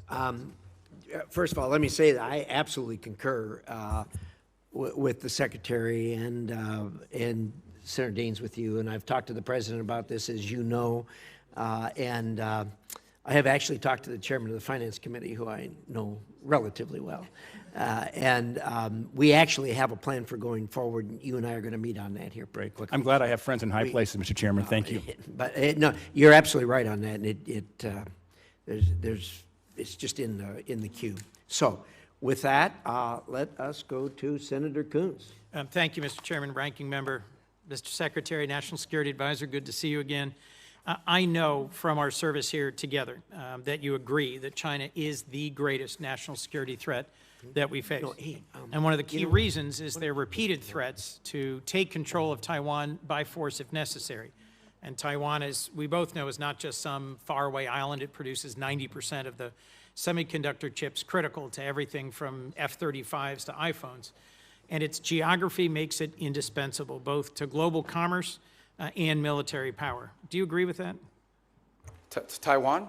Yeah, it's not just strategically important in terms of where it's located. It also is the message that it sends to the world if something were to happen to it. Agreed. That's why for decades, really with leadership from the Senate in a bipartisan way, we've provided arms to deter the PRC's potential military aggression. In fact, you introduced the Taiwan Peace Through Strength Act of 2023. In January, Congress pre-approved a $14 billion arms package for Taiwan. It's been 6 months. We haven't received a notification. Have you advised President Trump to proceed with this? Yeah, it's under, but I don't know if you were here a moment ago when I discussed, we just did $11 billion in December, which was, I think, the largest sale in history. It's certainly, I think it was more than the cumulative amount under the Biden administration. And I recall during 6 years of the Obama administration, there was zero gone to Taiwan. So some way you would argue that we're trying to make up ground. So why hold off on it now? Well, so the other 14 is being reviewed. It's under review. It hasn't been, I think it's been noticed, but it hasn't been reviewed. I mean, it hasn't been approved yet. So it's here's under my review under concern. the White House. Mr. Secretary, my concern is that President Trump has said publicly that arms sales to Taipei are a great negotiating chip with China.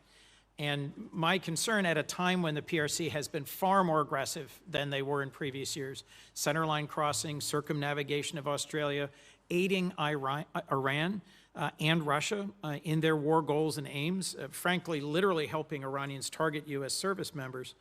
I respect the importance of our having an open negotiation and relationship with the PRC, but in the meetings you were in Beijing, did the president offer to condition arms sales to Taiwan in order to placate Xi Jinping? Well, look, I'm not going to discuss what was the president's words in a meeting and not. Suffice it to say that, you know, that specific question you just asked, that's not the context in which the president has raised this in the past. When the president says it's a great negotiating thing, what he's really saying is it's because China, as you can imagine, always mentions this. Like, this is a top priority for them. They are constantly talking about Taiwan arms sales. But that in no way is what is holding up our decision-making or the White House's decision-making. It is something the president will have to decide on the timing of when and how that is executed on. It's been approved by Congress. It's been noticed. The money's available. And as I said, we are just coming off the heels of a very large sale in December of last year.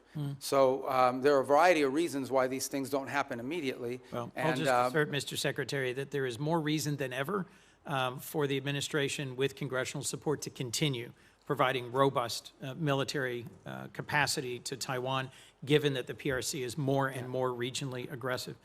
You also introduced and passed legislation in 23 prohibiting any president from unilaterally withdrawing from NATO.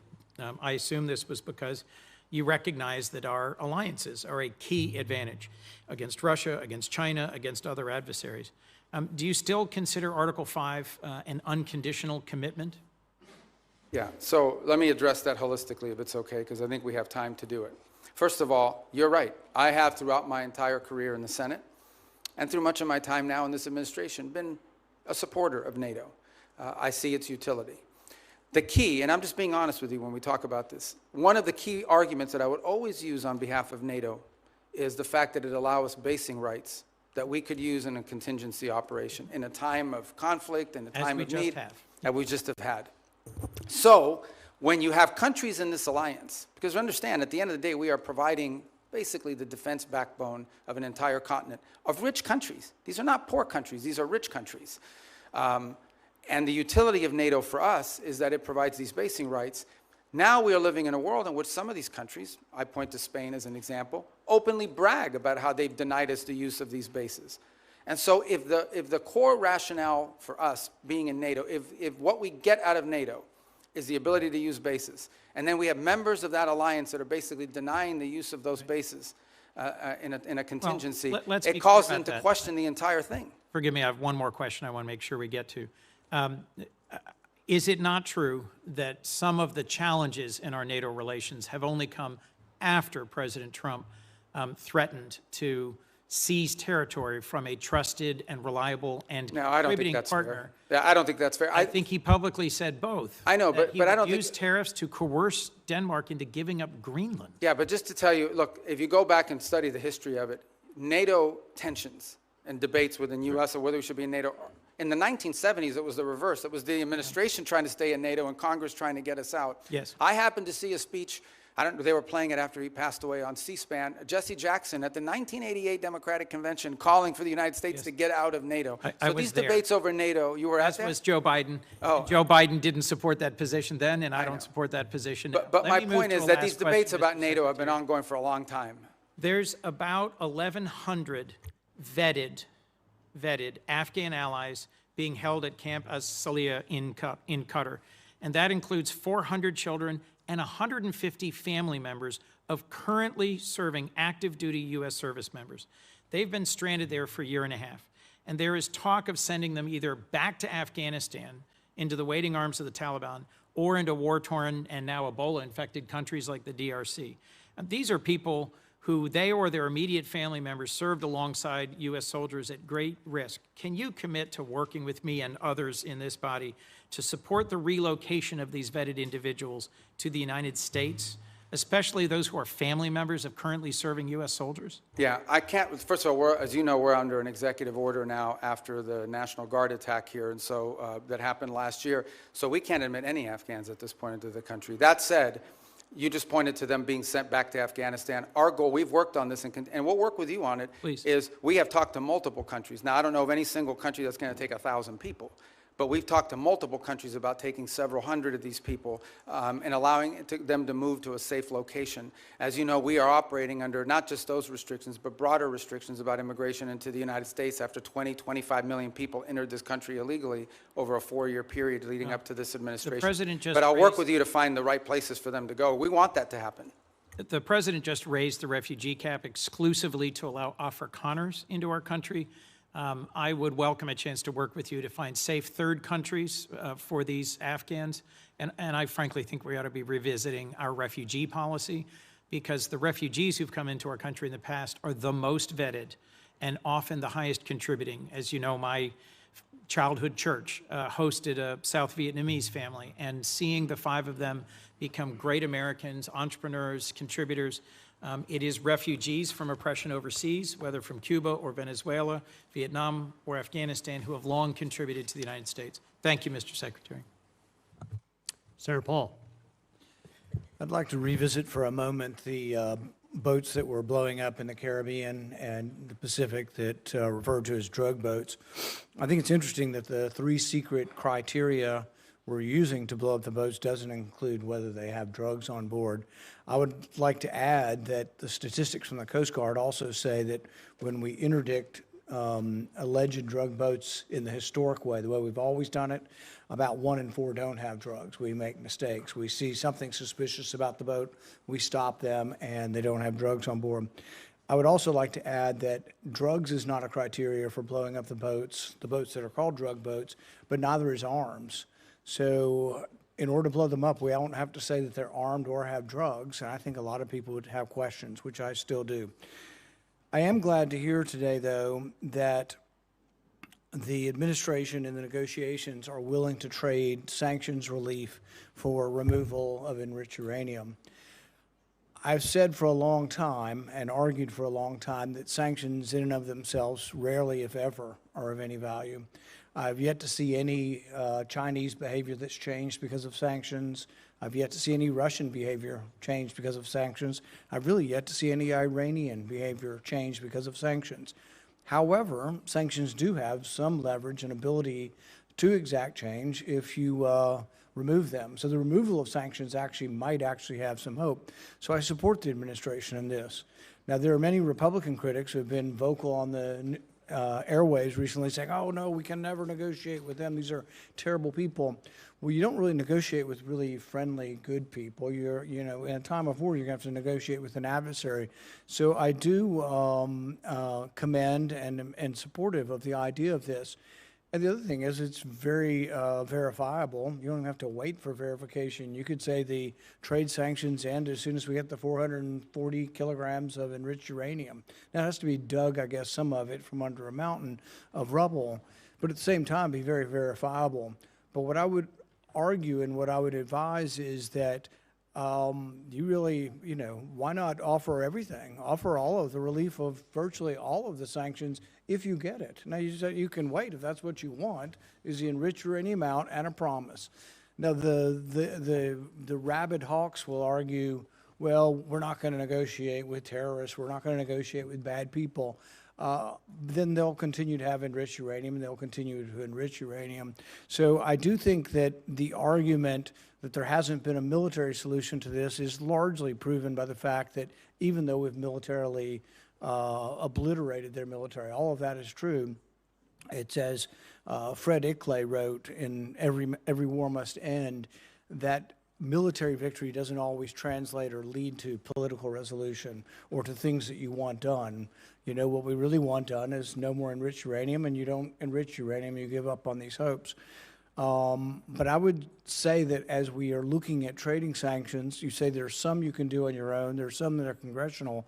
I would be bringing in the leaders in the Congress who can give up on these sanctions and hopefully try to get their voice saying yes, if they will give up. Because if you give up a few piddling ones that that won't change things, that the White House has the ability to do, and you still have all these congressional sanctions, if you're on the other side of that equation, you might say, we're not giving up the one thing we think is leverage, the enriched uranium, for maybe a little bit of sanctions relief. So I would say really go all in on it, because it would be verifiable. You don't have to wait and prove it. You would have to prove in the future whether they're enriching. But I think that is a good step forward. But it's also important for people to have a discussion of what diplomacy is, and that diplomacy doesn't always have a bad name. And frankly, I'm glad to hear that the administration is negotiating, and I wish you luck.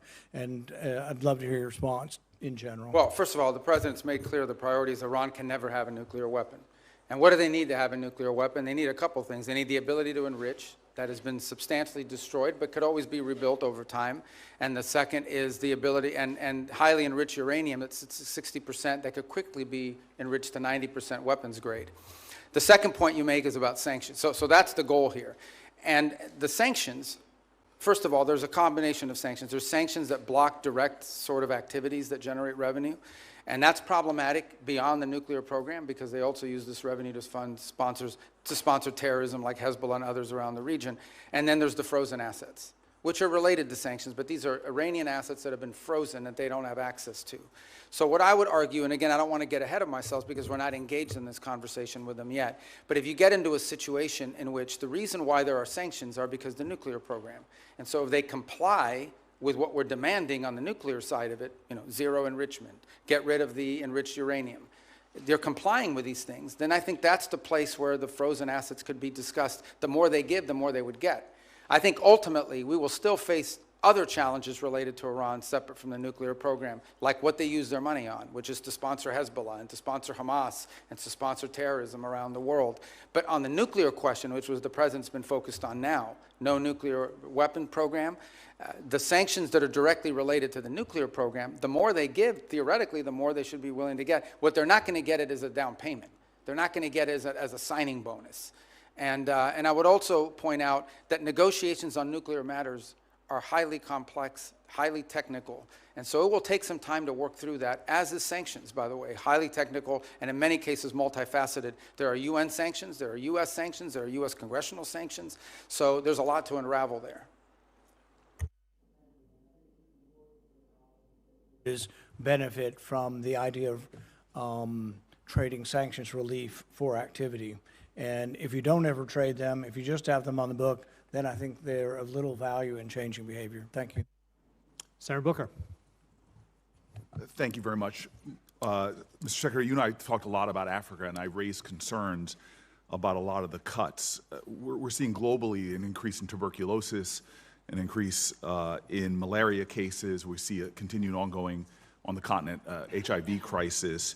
And the United States has pulled back from a lot of its investments in those areas. Now with the crisis with Ebola, we see the challenges that have been brought about as a result of our surveillance, early detection and the like. So I'm just very concerned about what the administration's strategy is, because we're clearly seeing here that what goes on the continent of Africa directly affects our public health as well. Well, first of all, I don't agree with that assessment. I mean, first of all, it's not about cutting back. As if the response here is not just how much money you spend, it's what results you're going to get. Now, let's talk about Ebola for a second. Ebola, the outbreak in Ebola was in a war-torn, isolated rural area in the DRC. That's where that began. Since that time, our response has been very quick, very rapid. Well, so you're saying you did not cut early detection periods. I'm not talking I'm about saying that whatever you're pointing to as a cut is not the reason why there was an Ebola outbreak. I'm not connecting the two. I'm simply saying. Well, you are connecting them. You said that our cuts... Senator Rubio, I'm not trying to get in an argument with you. I would really like to actually have my questions answered. So very quickly, we cut early detection when it comes to infectious diseases on the continent. Factually, this is not an opinion. We made those cuts. We cut early warning systems on the continent. It had nothing to do with the Ebola outbreak. So I don't need to tell you, Secretary Rubio, that we're living in a place where an infectious disease crisis anywhere is a threat to public health everywhere. The United States has made major reductions in these areas that have put us more at risk. If you're talking about this clearly Ebola crisis, there's other things and other cuts we've made, and you see it factually. Even our own State Department personnel that I've talked to are saying we're less prepared for a global outbreak than we were before. And my worry is, specifically in a budget hearing, is this budget makes even deeper cuts into the kind of things that could prevent the next outbreak, or, as we've seen unfortunately with COVID, have us more prepared. Yeah, I don't agree with that assessment. I don't know who told you that at the State Department. So just let's as an move example, on. My time is limited. I know, but that's an important question. I don't want to eat up your time, but I need to you- answer that because I just don't agree with that. Mr. Secretary, you can't even agree on the facts. Because that's not accurate. I mean, again, you look at what we've entered into with these It's countries. not accurate that we cut early detection.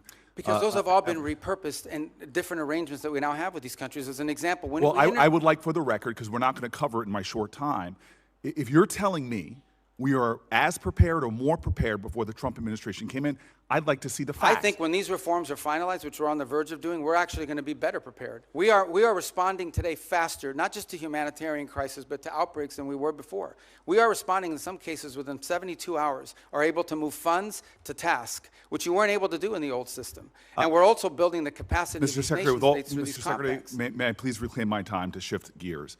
The Strait of Hormuz, I was listening to their conversations you had with some of my colleagues.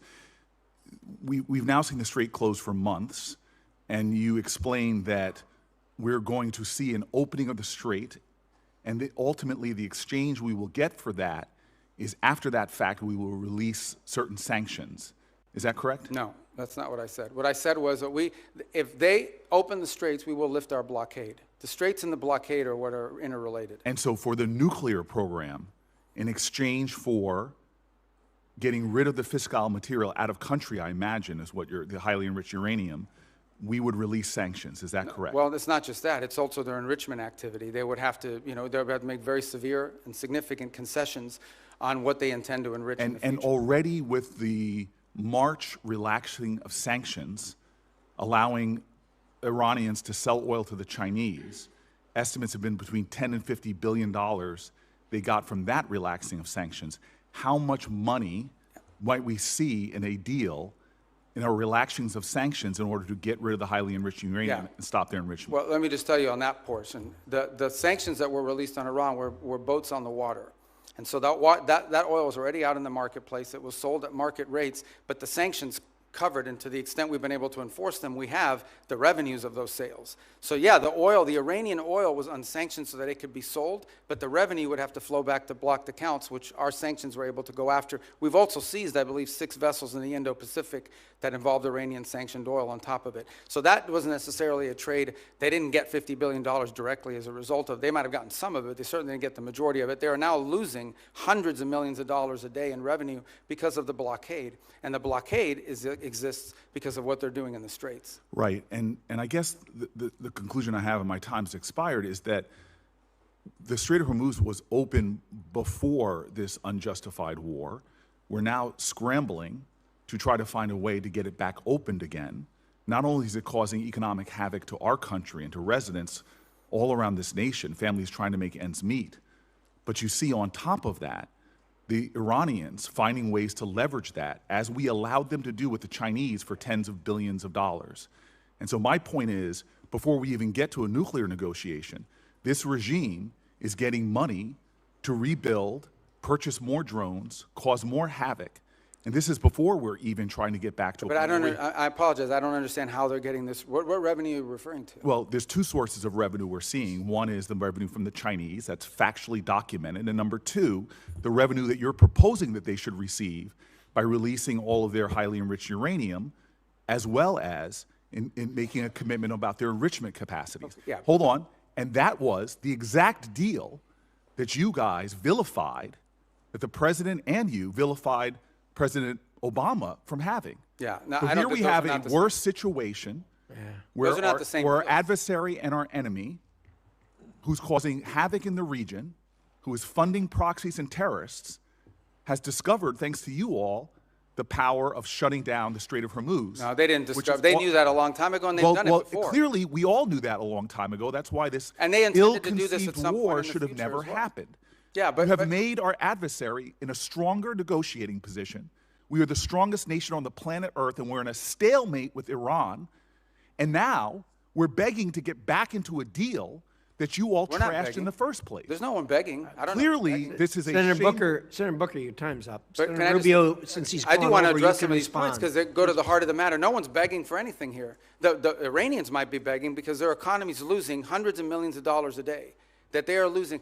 Understand, Iran had street protests going on before all of this started. All of those factors, economic factors in Iran, are far worse today than they were 6 months ago when those protests were happening. They have hyperinflation. Their currency's completely devalued. They're struggling to make payroll for their government workers. Iran is in a very serious situation. And if it was up to the political class there, and I understand everybody there is sort of radical in some way, but if it was up to the people that actually like go to elections and wear the suits and you see on TV, they'd probably make a deal tomorrow. It's the issue they're facing is that the supreme leader and the IRGC Corps are a little bit more immune from those pressures until they can be convinced otherwise. And I think that's the direction that they're moving in, because the reality, I don't know where you're getting this perception that Iran is stronger. Iran has no navy left. They've lost a substantial percentage of their defense industrial base. That Iran has lost a substantial percentage of their missile launchers. And their economy is far worse today, and I mean far worse today, than it was 6 to 9 months ago. And they are looking at hundreds of billions of dollars of reconstruction costs just to get to where they were 6 Mr. months Rubio, ago. you keep telling us how we're winning this war. The president keeps saying, Well, the war's over completely now. annihilated. The war is not over. And yet the American people see how we're losing at the pump and with their costs, and yet this thing still hasn't been resolved. Every day he tweets out, oh, we've obliterated them, we've annihilated them, they're going to surrender. But yet we still find ourselves spending billions of dollars a week Senator on Booker, a war abroad. you've gone way over, and I've been It would be very nice if we generous had on your time. hearings where people had Thank to you, be held Senator accountable. Booker. Senator Scott. All right. Secretary Rubio, so first off, do you think it's important to Americans that the Iranian regime doesn't have nuclear weapons and ability to destroy? I think it's important to the world.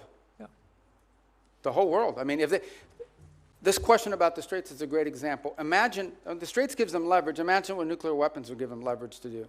At that point, they wouldn't even have to announce that we're controlling this. They would just say, we control the Straits. There's nothing you can do about it because our nuclear weapon will allow us to do it. You will have to pay us a toll for using an international waterway from now on, and you can't do anything to us militarily because we'll blow you up with a nuclear weapon. That is the leverage that they were trying to build. If they ever got a nuclear weapon, not only would they have a nuclear weapon, not only would they control the Straits, they would be able to act with impunity because you wouldn't be able to touch them. You wouldn't be able to do anything about them. I want to thank you for what you're doing. Let's talk about Latin America, which is, as you know, important to a lot of people in our state. So thanks for what you've done with both Venezuela and Cuba. Let's do Venezuela first. I think every Venezuelan I know is appreciative of what happened with Maduro.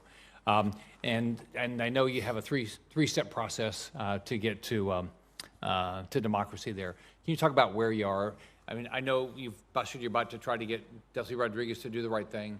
We still, unfortunately, have political prisoners not released. We still have oppression. So can you just talk about the process you're going through? Well, first of all, I remind everybody, what's today, the 2nd? So it's literally been 5 months. Right. Like, I know it seems like it was 10 years ago, but it's been 5 months. And I think Venezuela is in a better place today and in a better trajectory today than it was 5 months ago. Now, is it where it needs to be? Is it where it needs to ultimately wind up? The answer is, of course, no. Ultimately, In order to truly transition, they have to have multi-party, free and fair elections. But the conditions for free and fair elections are the following. First of all, you have to have a free and open media. And while you've seen independent journalists are now, for the first time, activated again, that has to exist. Political parties have to be given the space and time to organize. The National Electoral Council has to be reformed so that it has members in it that will actually accurately count the vote. You have to have certain conditions in place. I'm not telling you that's 5 years from now, but it's been 5 months, so I want to be relative to that. Here's what I can tell you. For the first time, certainly, since 20, whenever, in the pre-Chavez era, maybe ever, and certainly since the post-Chavez era, the oil wealth of the country is not being stolen. The oil wealth of the country is going directly to pay government workers, buy medical equipment, audited by KPMG. That's a significant advance. That's not a permanent situation, but that's a very valuable one today. You have seen reforms. You have seen, for example, the infamous prison, El Acoide. It's been closed. You still have about 400 and something, what we determined to believe to be political prisoners, but you've had many others that have been released, including many high-profile ones. You've seen a systemic reform in individuals involved in their government, replaced by new people. Some we don't know well, others we know a little bit about, but certainly better than the people whose place they took before. You've seen a level of cooperation on a couple of topics that I actually can't even discuss in a setting like this, but be more than happy to talk to you about, any of you about, in the appropriate setting. And I think that's been a positive. By the way, you've seen the retrieval. The United States, with the full cooperation of the Venezuelans, went in and retrieved highly enriched uranium. They had highly enriched uranium in their country because of an old reactor program, not because of nuclear weapons or anything, and they wanted it out of their country. And we were able to go in and actually retrieve it along with the UK mission that went in with us and get it. We have a functioning embassy, and we have direct flights for the first time. Venezuelans are now able to go back, not just visit relatives, but begin to engage in the economic life of the country. All of that is to say, it's been 5 months, there is a lot more to go. This is not the direction we want Venezuela to be. But what I will say is that the Venezuela that's there now, under the interim authorities, does not pose the threat to the United States that it posed 5 months ago, when it was an open base of operation for Iranian operatives, for Cuban intelligence, and for others who used it as a base of operation against the national interest. But we have a lot of work to do. We are nowhere near where we want to get to there. Can you give the same thing about Cuba?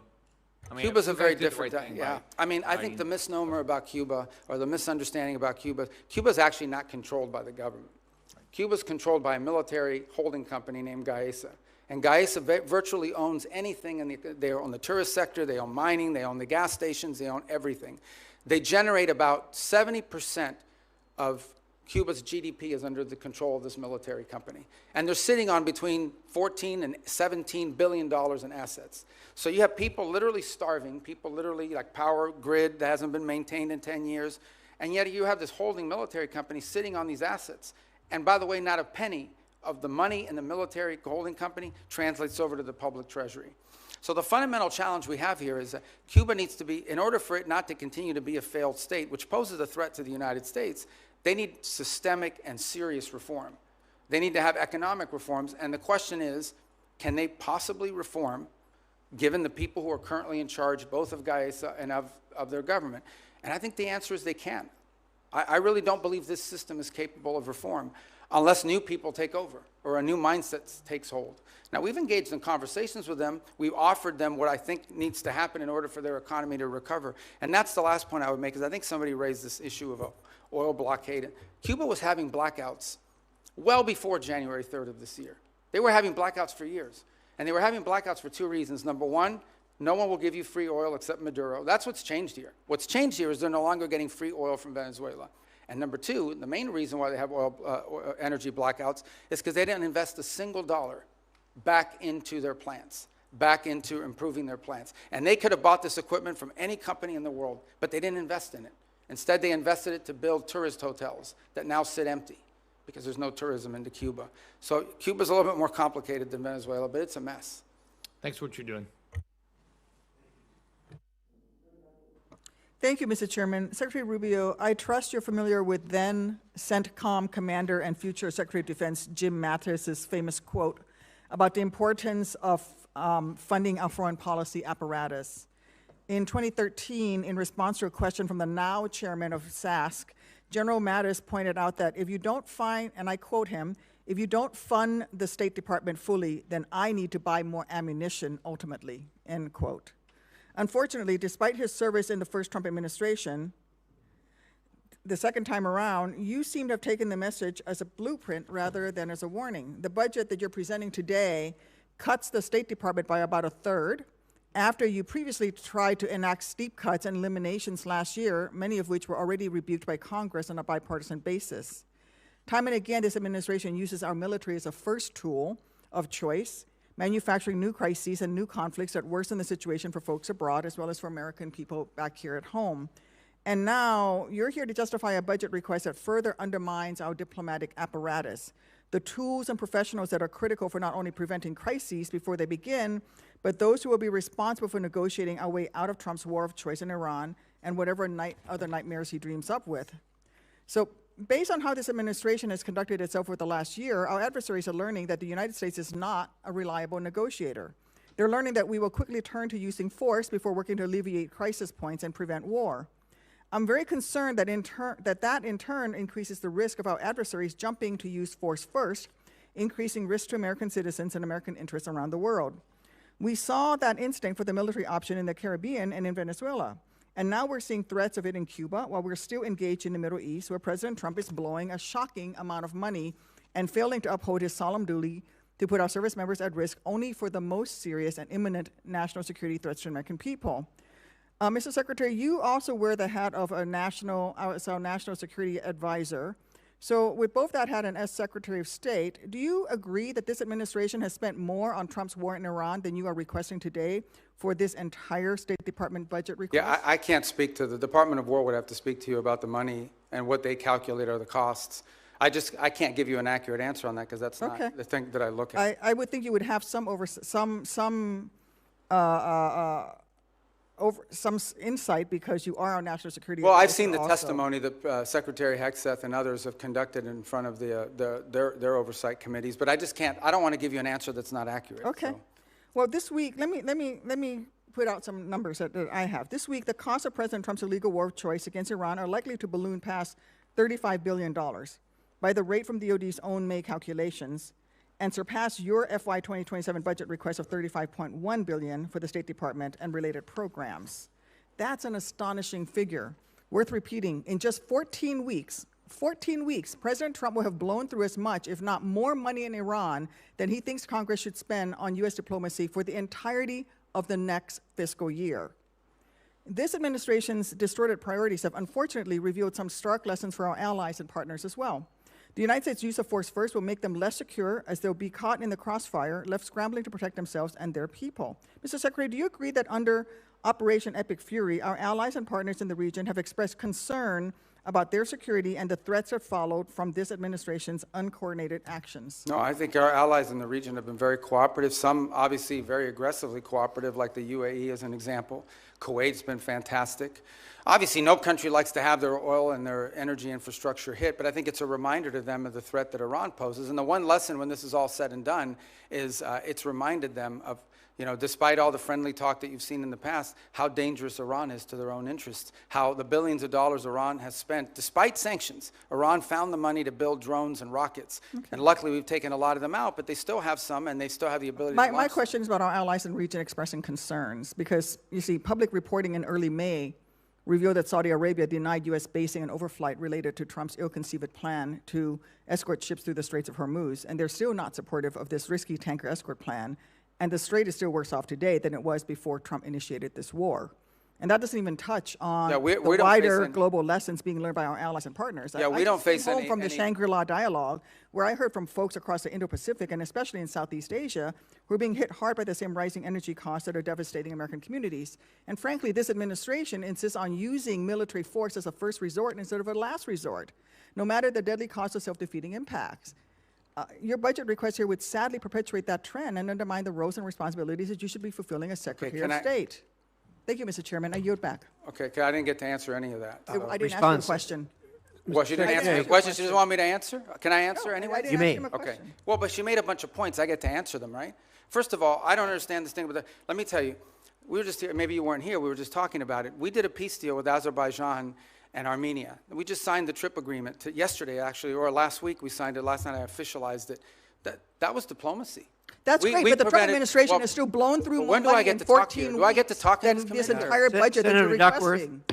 Senator Duckworth, I'm going to let Senator Rubio reply to the statements that you made at his request. Yeah, that's. But we've got a hard stop at 12:30. Okay, but I know, but you said a lot of stuff. I get to answer some of it. All right. So the first is the second is India-Pakistan. We ended that war. We were involved in helping broker that. Thailand, Cambodia. That's diplomacy. We've been very engaged in fact, as I sit here now speaking to you, I've got the Lebanese government and the Israeli government meeting at the State Department starting at 8:30 this morning for the 4th time after engaging last week at the military level. So we're carrying out now, we're carrying out diplomacy all over the world constantly and very successfully in many cases. Now let me make one more point that you raised about the budget request. Guys, we understand how this process works, okay? You guys understand. I know because I've been involved all the time. We OMB, produces sort of timelines for every agency. We put forward a budget. We say, this is the money we've been allocated. This is how we would spend it. There is a congressional process, which I'm sure you're aware of.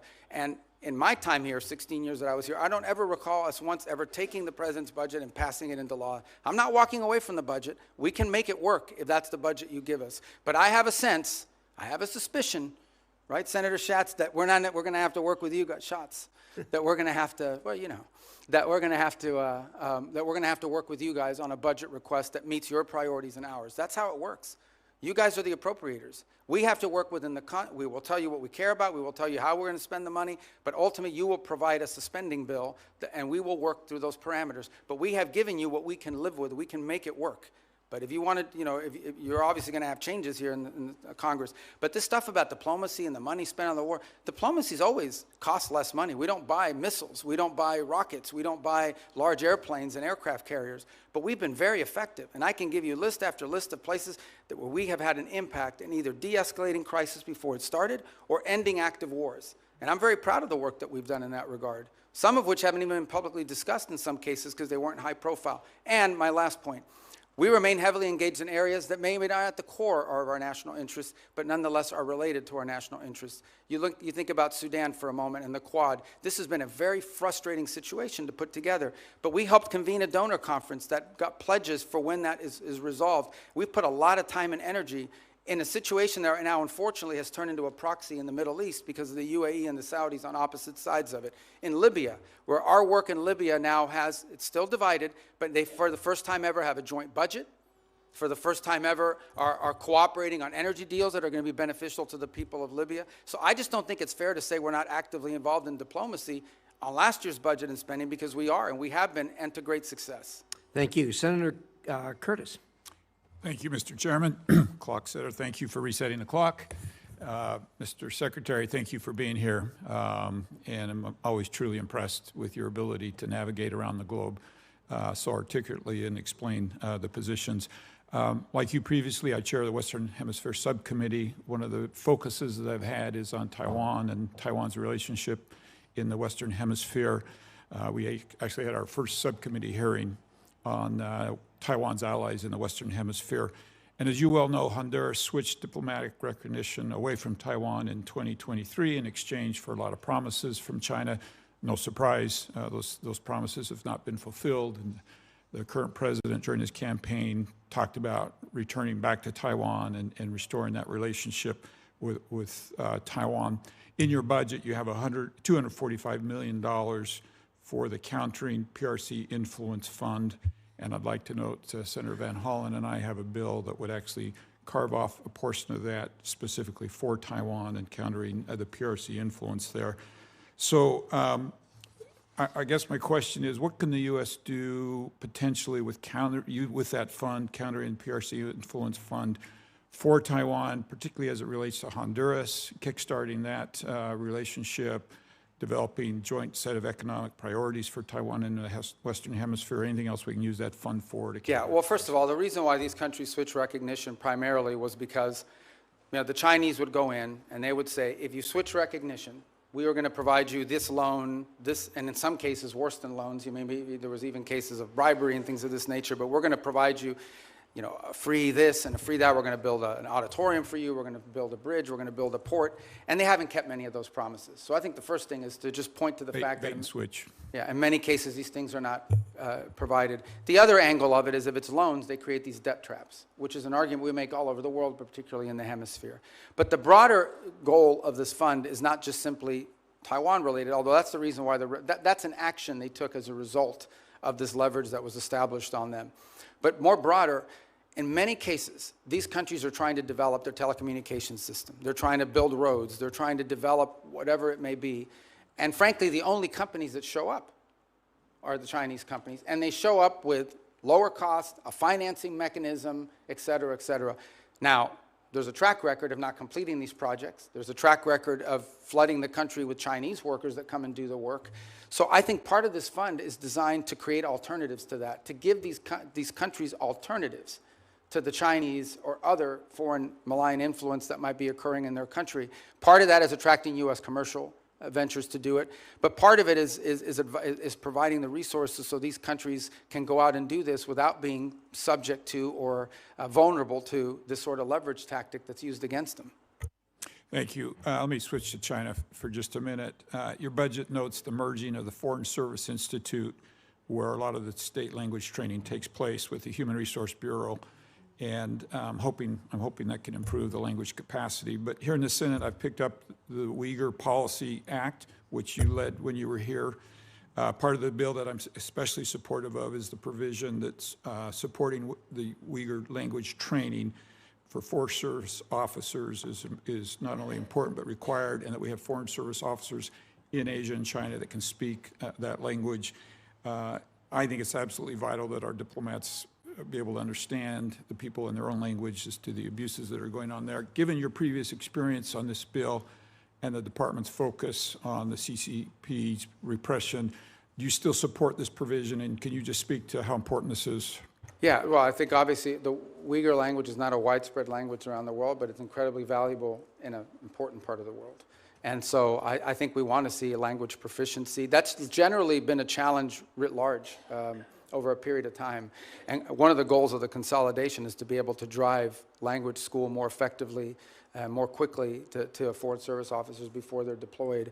Obviously, proficiency in certain languages are very difficult. They take longer periods. Some languages are harder to learn than others, especially if the base of the language is, you know, like, just to give an example, it's easy to learn Italian if you speak Spanish.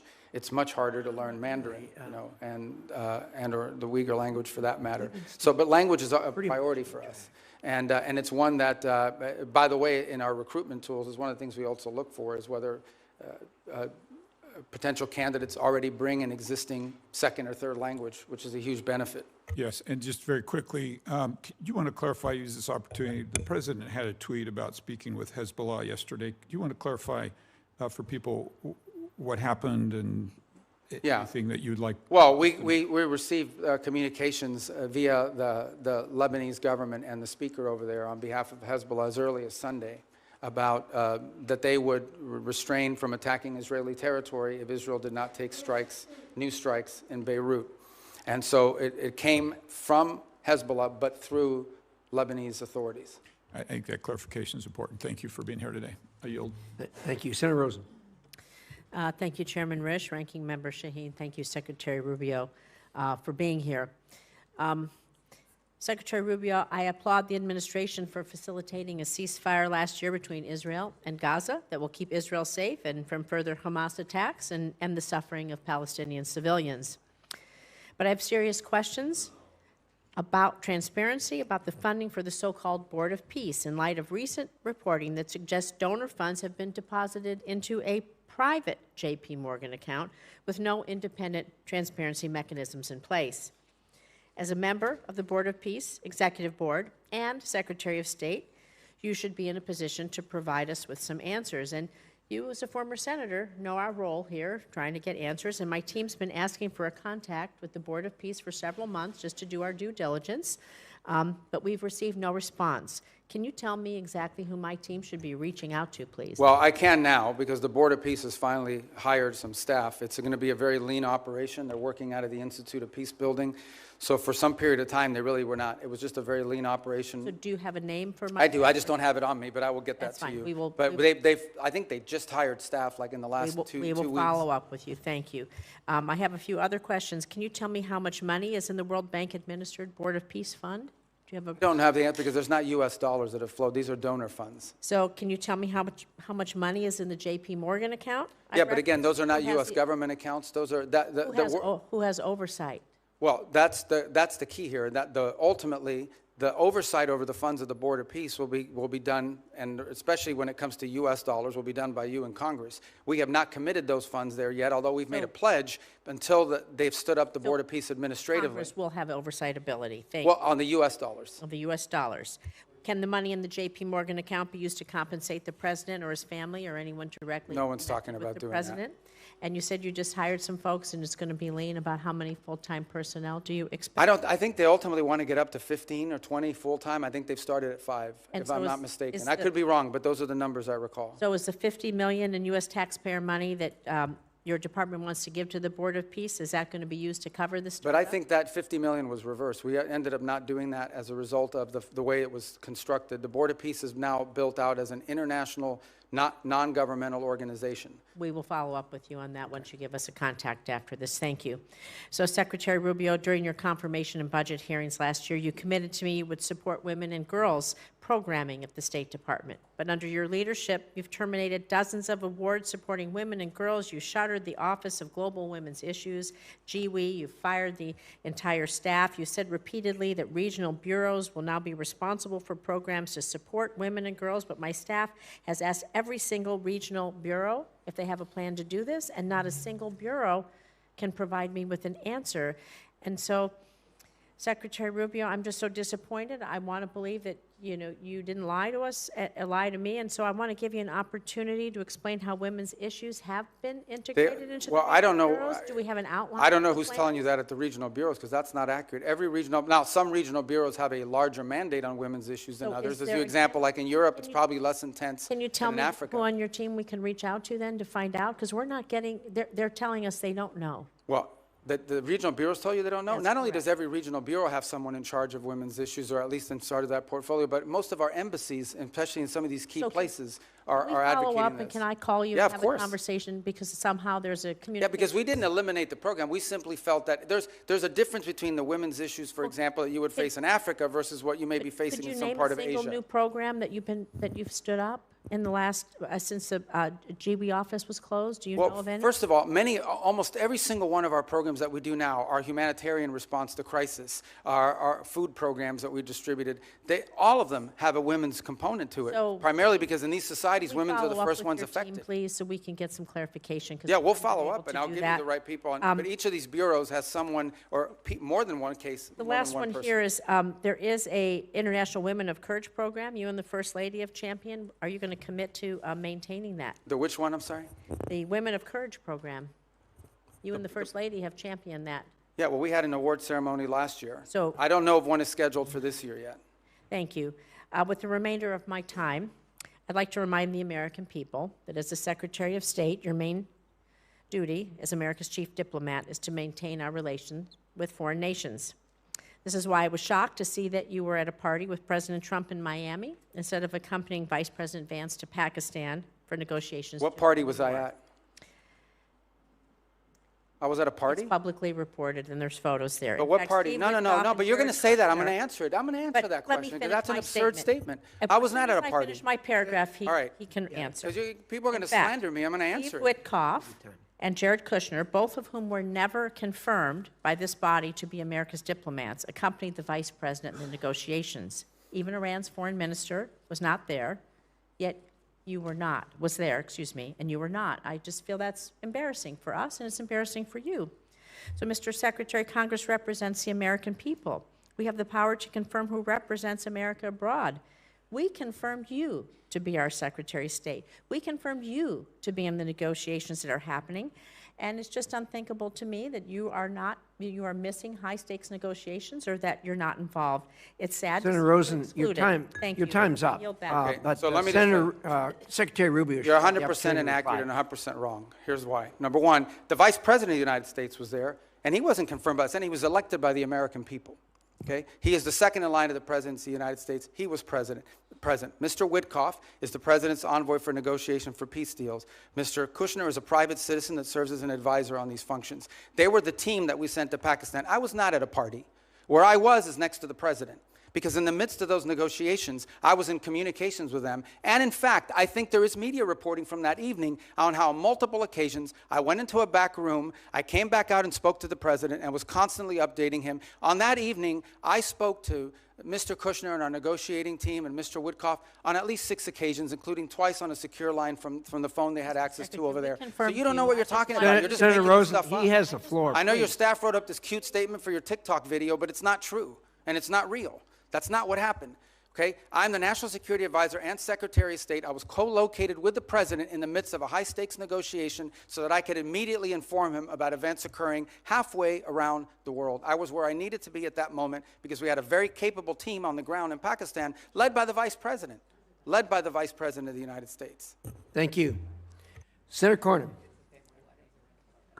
Secretary Rubio, I've heard some of my colleagues here on this committee suggest that the U.S. started a war with the Iranian regime 92 days ago.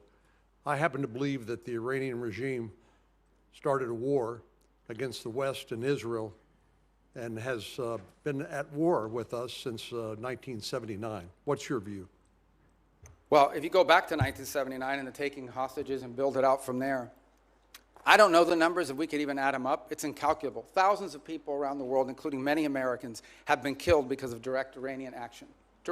All the IEDs, those roadside bombs that maimed and killed our soldiers, were all the mastermind work of the IRGC for decades.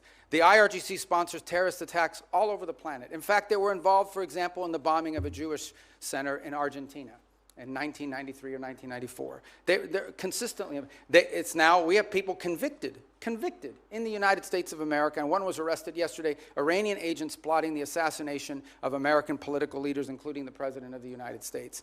They've been waging nonstop, not to mention their massive sponsorship of Hamas, of Hezbollah, and all the activities those groups have undertaken. So you're absolutely right that the Iranian system has been waging war on the West. But why is anybody in the United States in specific for over 3 decades, but why is anyone surprised? They openly chant, death to America, death to Israel. They openly say Israel's the little Satan, but we're the big Satan. So I think at some point when people say this repeatedly, you believe their rhetoric and their actions back their rhetoric. This is a very dangerous regime. And the notion that they would ever possess nuclear weapons, that people that are willing to conduct those kinds of terrorist acts would ever possess a nuclear weapon is unthinkable, unbearable, and unacceptable. And it's not going to happen under President Trump. So ever since since the Iranian nuclear program started, and they basically blocked the IAEA and others from doing the inspections that would be required in order to monitor their use of enriched uranium. We've had presidents, Democrat and Republican, say that a Iranian nuclear weapon was unacceptable, but it took President Trump to actually do something about it. It shocks me to hear some of our colleagues suggest that there was not an imminent threat from an Iranian nuclear weapon. You and I both sat in the same skiff on the Senate Intelligence Committee. We won't talk about the details, of course, but we knew that they continued to enrich to the point where they could produce a nuclear weapon within a specified time. There's some debate about how long that breakout would take, but the idea that an Iranian nuclear program did not present an imminent threat to the United States, to me, is just ludicrous. And I think it defies all evidence to the contrary. But do you think if they had acquired a nuclear weapon, that would change the ability of the United States and our allies like Israel to deal with this nuclear-armed Iran? I think if Iran ever acquired a nuclear weapon, they could very well use it because given the theological nature of their decision-making. But just as problematic is they would have immunity. at that point, your options on what you could do about them would be quite limited, and their ability to hold the world hostage. They'd be like North Korea, for example. They'd be North Korea, but worse. They'd be better funded. They would at that point decide that they own the Straits of Hormuz forever, and everyone has to pay them a toll. And nuclear weapons, you can't do anything about it. They would be able to act with impunity. They would sponsor Hezbollah. They would sponsor they would hyper scale their efforts of global terrorism and completely try to drive us out of the region and ultimately destroy the state of Israel. That's what their goal would be, and you wouldn't be able to do anything about it because they have a nuclear weapon and would threaten to blow people up if you tried to move against them. Notwithstanding the importance of denying Iran a nuclear weapon, I do applaud the president's attempt to try to use some diplomacy here in order to deny them access to the enriched uranium and their other weapons that they use against Israel and the West. But tell me, why do you think anything that the Iranian regime agrees to that they will comply with? What evidence is there that they will agree to anything that they ultimately will stick with?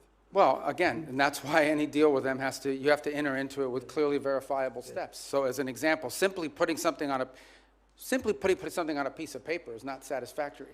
You have to actually commit to doing it, then you have to actually do it. And so that's our view of it. Our view of it is that any concessions that are made, and I don't even call them concessions per se, but any arrangements that are made with Iran have to come after not just they agree to certain things, but they actually do certain things. And let's be clear about this, because I don't think this is talked about enough. If what Iran wants is nuclear energy for their country, there are mechanisms to do it. There are countries all over the world that have nuclear energy, but they don't enrich. They certainly don't enrich to 60%. They don't do it hidden in a mountain, deep buried underground somewhere. If what they want is nuclear energy, they can have it. There are mechanisms for them. The problem with Iran is not that they want nuclear energy. The problem with Iran is that everything they do is consistent with the activities of a nation that seeks to develop a nuclear weapons capability. Thank you, Senator. Senator Schatz. Thank you, Chairman. Secretary, thank you for being here. Tomorrow, I'm going to have you in the Appropriations Committee, and we'll walk the list that we talked about a couple of weeks ago on a conference call, so I won't cover that.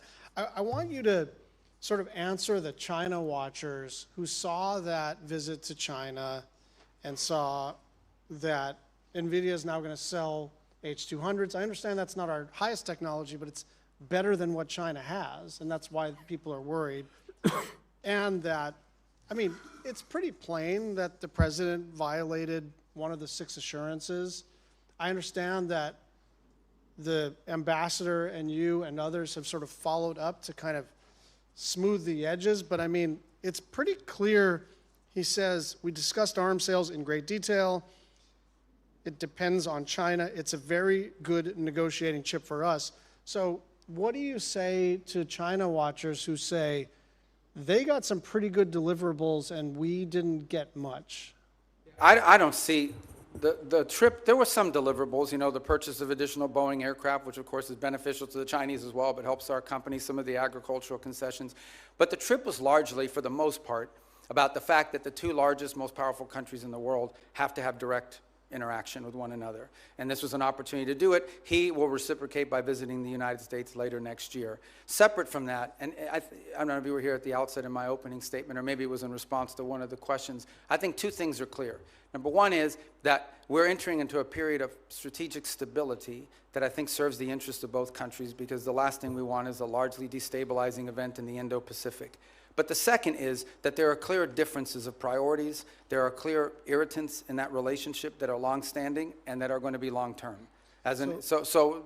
Critical minerals dependencies, things of this nature. So it's one of those relationships that's going to require very deft diplomacy and mature decision-making. Sure, and this is why I like our engagement. Like, that makes sense to me, but it seems to me that if the main objective is to kind of touch gloves and initiate conversations, then why give away any of the things that they're already seeking in exchange for essentially nothing? I mean, you're basically saying it's better to talk than not to. It's better to engage than not to. It's better to be in a period of stability than not. I agree with all that. I just don't understand why we would want to sell them our second best chips, and why we would start to at least complicate the question of our assurances regarding Taiwan. I'm going to move over. We're going to stay in the Asia-Pacific region. The Marshalls, the Philippines, and Tuvalu have declared a national emergency on their energy situation. South Korea says its energy crisis is a war-like situation. You've been around a long time on this committee and now as secretary. It is always the case that something in the Middle East undermines our ability to project power in the Asia-Pacific region. But it's not just a question of opportunity cost and attentional challenges. Now we're talking about our allies in the Asia-Pacific region really taking it on the chin with energy costs because of the Strait of Hormuz. What do we say to them? Just hang in there? Yeah, no, a couple points. It's one of the steps that we've taken and some of the things that we've done around the world, whether it's the release of strategic reserves, whether it's not popular, but, got questions about here earlier today, but making available for a limited period of time both Iranian oil on the water, though they don't enjoy the revenue of it, and some of the Russian oil on the water as well. The third point, though, that this points to is a much deeper one, and that is that while the Straits of Hormuz provides about 20% of the global oil supply, it is probably 80 or 90% of the supply in the Indo-Pacific, given the geography and so forth. So one of the things that I think is going to come about as a result of all this in the long term is more diversification in where they're going to get their energy from, including from the United States potentially, certainly with Japan and some other countries in the region will benefit. But you know that the sort of project it takes time. It all takes time. So understood. That's like cold comfort if you're running a country and your gasoline and your fertilizer and all your input prices just skyrocketed because of President Trump's decision to go to war with a country clear across the world. But see, and I understand your point, but I also think in all these questions, we're getting a lot of questions about us. I don't think it's fair because ultimately, the people who have closed the Straits of Hormuz are Iran, and they're doing so in violation of every international law you can imagine. The Chinese are against it. Everyone is. We have, I think, a record number, 140 co-sponsors at the United Nations on this resolution that hasn't come up for a vote yet to condemn what they're doing and to reopen nobody's the Straits. defending what Iran is doing. I think what we're saying is this was not just predictable, it was predicted. This was what everybody said. You don't have to be some expert in foreign policy. You don't need to get into a skiff. You could literally put this into an LLM and say, what'll happen if we take kinetic action against Iran? And the first thing that would pop out is, well, they'll probably close the Strait of Hormuz. So it's really shocking to me the degree to which this administration expresses shock that the thing that everybody said was going to happen ended up happening. But here's the point I would make on that, in that the reverse of that is, so the alternative is to say, well, then we have to go ahead and let Iran develop a nuclear weapon or they'll close the Straits of Hormuz. I mean, at some point you have to take action on this situation, understanding there'll be a reaction to it, but it cannot be. Iran will always have the ability to threaten the Straits. You don't need much sophistication to, if you threaten commercial vessels and shooting them, they're going to stop moving. Dropping mines, by the way, it's not just Iran that can do it. The Houthis could do it in the Red Sea, and they're not nearly as large as Iran is. I think this is a more fundamental challenge, and that is, are we now forever limited doing it? Do we just have to let Iran go ahead and develop a nuclear weapon because of their threat to close the Straits of Hormuz? That's an untenable situation. Secretary Rubio, thank you.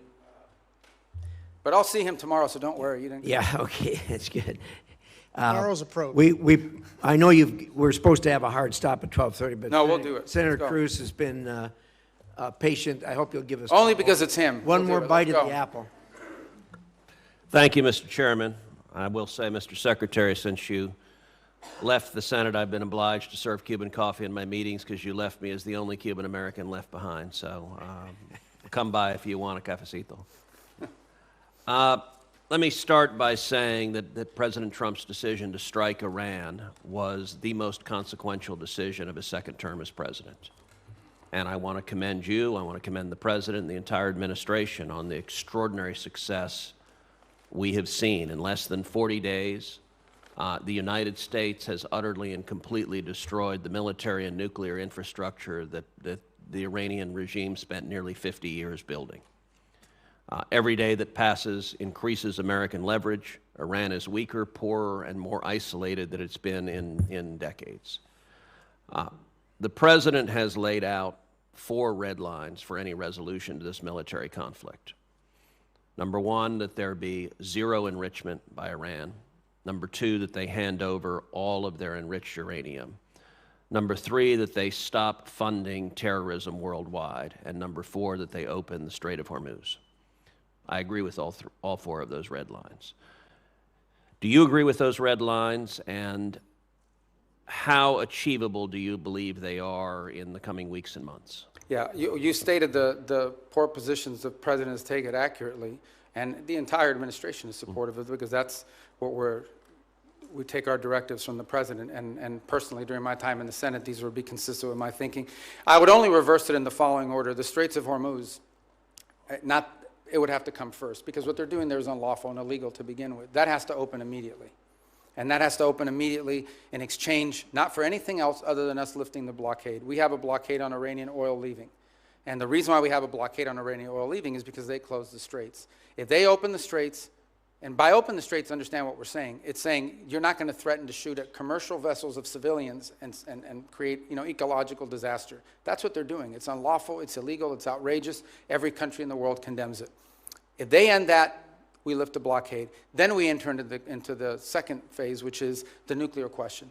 On enrichment, they don't need to enrich. If what they want is a nuclear energy program, they can have one without enrichment. And it was somebody the other day, a few questions ago, I forgot who it was, said that what we're working on is similar to JCPOA. It is not. JCPOA would have expired this year, and it allowed them to keep all the enrichment equipment that they needed, and clearly that equipment could get them to 60 and 90% because they've done it to 60% as a result of it. So it would have to deal with that question, and it would have to deal with the highly enriched uranium that they currently are in possession of. There's no reason to have, the only reason to have 60% enriched uranium is to turn it into 90% enriched uranium and put it into a weapon. So those remain, and on the sponsor of terrorism, absolutely. To the point where I would argue, for example, it's one of the interesting things that's happening, and I know Senator Shaheen has a great interest in Lebanon. It's one of the most ironic situations in the world. The Lebanese government and the Israeli government could do a peace deal tomorrow. Israel has no territorial claims in Lebanon. And Hezbollah is in particular, in fact, Hezbollah has called for the overthrow of the current Lebanese government. The impediment in Lebanon is the fact that Hezbollah has embedded itself into that country and is the reason for all the suffering that's happening there right now and all the suffering that's historically happened. Entirely funded, entirely controlled by Iran. There is no Hezbollah without Iran. There is no Hezbollah without Iran. I mean, there might be a political movement with ideology, but they don't have a bunch of rockets, they don't have a bunch of weapons without Iran. They are a complete, total proxy of Iran, and that's the kind of activity that needs to be... I want to come back to Hezbollah in a moment, just focusing for a second on Iran itself. For some time, I have urged the administration, I've urged Israel to arm the protesters in Iran. I don't think it is fair to expect the Iranian people to stand up, protesters to stand up with rocks against soldiers with machine guns.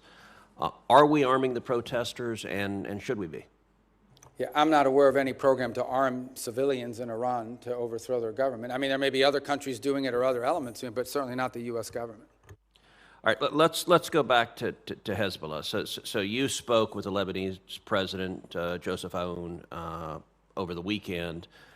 The State Department sent out an email to journalists shortly after your call in which the State Department, a spokesperson, said, quote, Iran wants to prolong the conflict in Lebanon so it can claim credit for saving the day. I have to admit that didn't strike me as accurate. I don't think Iran wants to keep the conflict going in Lebanon. I think they desperately want Israel to stop killing Hezbollah. Do you agree with that? Yeah, I think the point I was trying to make is that we are trying to view the Lebanon-Israeli talks as separate and distinct from Iran. And what Iran wants to do is mix it all together. Because Hezbollah is not legitimate. There's a government in Lebanon. That's who we're dealing with. And Hezbollah is not their equal in terms of who we're going to be dealing with or who needs to be in charge. So the point we're trying to make is that is what Iran is trying to stymie. They are trying to stymie any effort in which Israel and Lebanon can work together and prolong it so that if an arrangement is reached at some point in the future, they can claim credit for having forced it through leverage. And that's why you see, for example, Hezbollah agreed to a ceasefire about a week ago and then immediately violated within hours. You would agree every Hezbollah terrorist that the IDF kills makes America safer? Well, Hezbollah is a danger to the United States. There's no doubt about it. I think the question is, how do you do that? And how do you achieve the objective of demilitarizing and defanging Hezbollah while at the same time strengthening the legitimate government of Lebanon, and particularly the president and others? That's been the challenge there for a very long time. That remains the challenge now, of course. The capabilities of the LAF are not where they need to be. But there are also elements within the left that are not who they need to be because they facilitate in some cases and cooperate with Hezbollah. So it's a very tricky situation. But I point you back to two things that have happened in the last few months. Number one, the Lebanese government expelled the Iranian ambassador because of Hezbollah. The Iranian ambassador says, I'm not leaving, and you can't make me. Okay, that's number one. The second thing that's happened is just a week ago, Hezbollah openly called, they openly called for the overthrow of the Lebanese government. So no one here should be under any, Hezbollah is not just an enemy of Israel and an enemy of America. Hezbollah is an enemy of Lebanon and of the Lebanese people. Thank you. Thank you. Thank you, Senator Cruz. Senator Rubio, you've been very generous with your time. We appreciate that. For the information of the members, the record will remain open until the close of business tomorrow, June 3rd. With that, the committee is adjourned.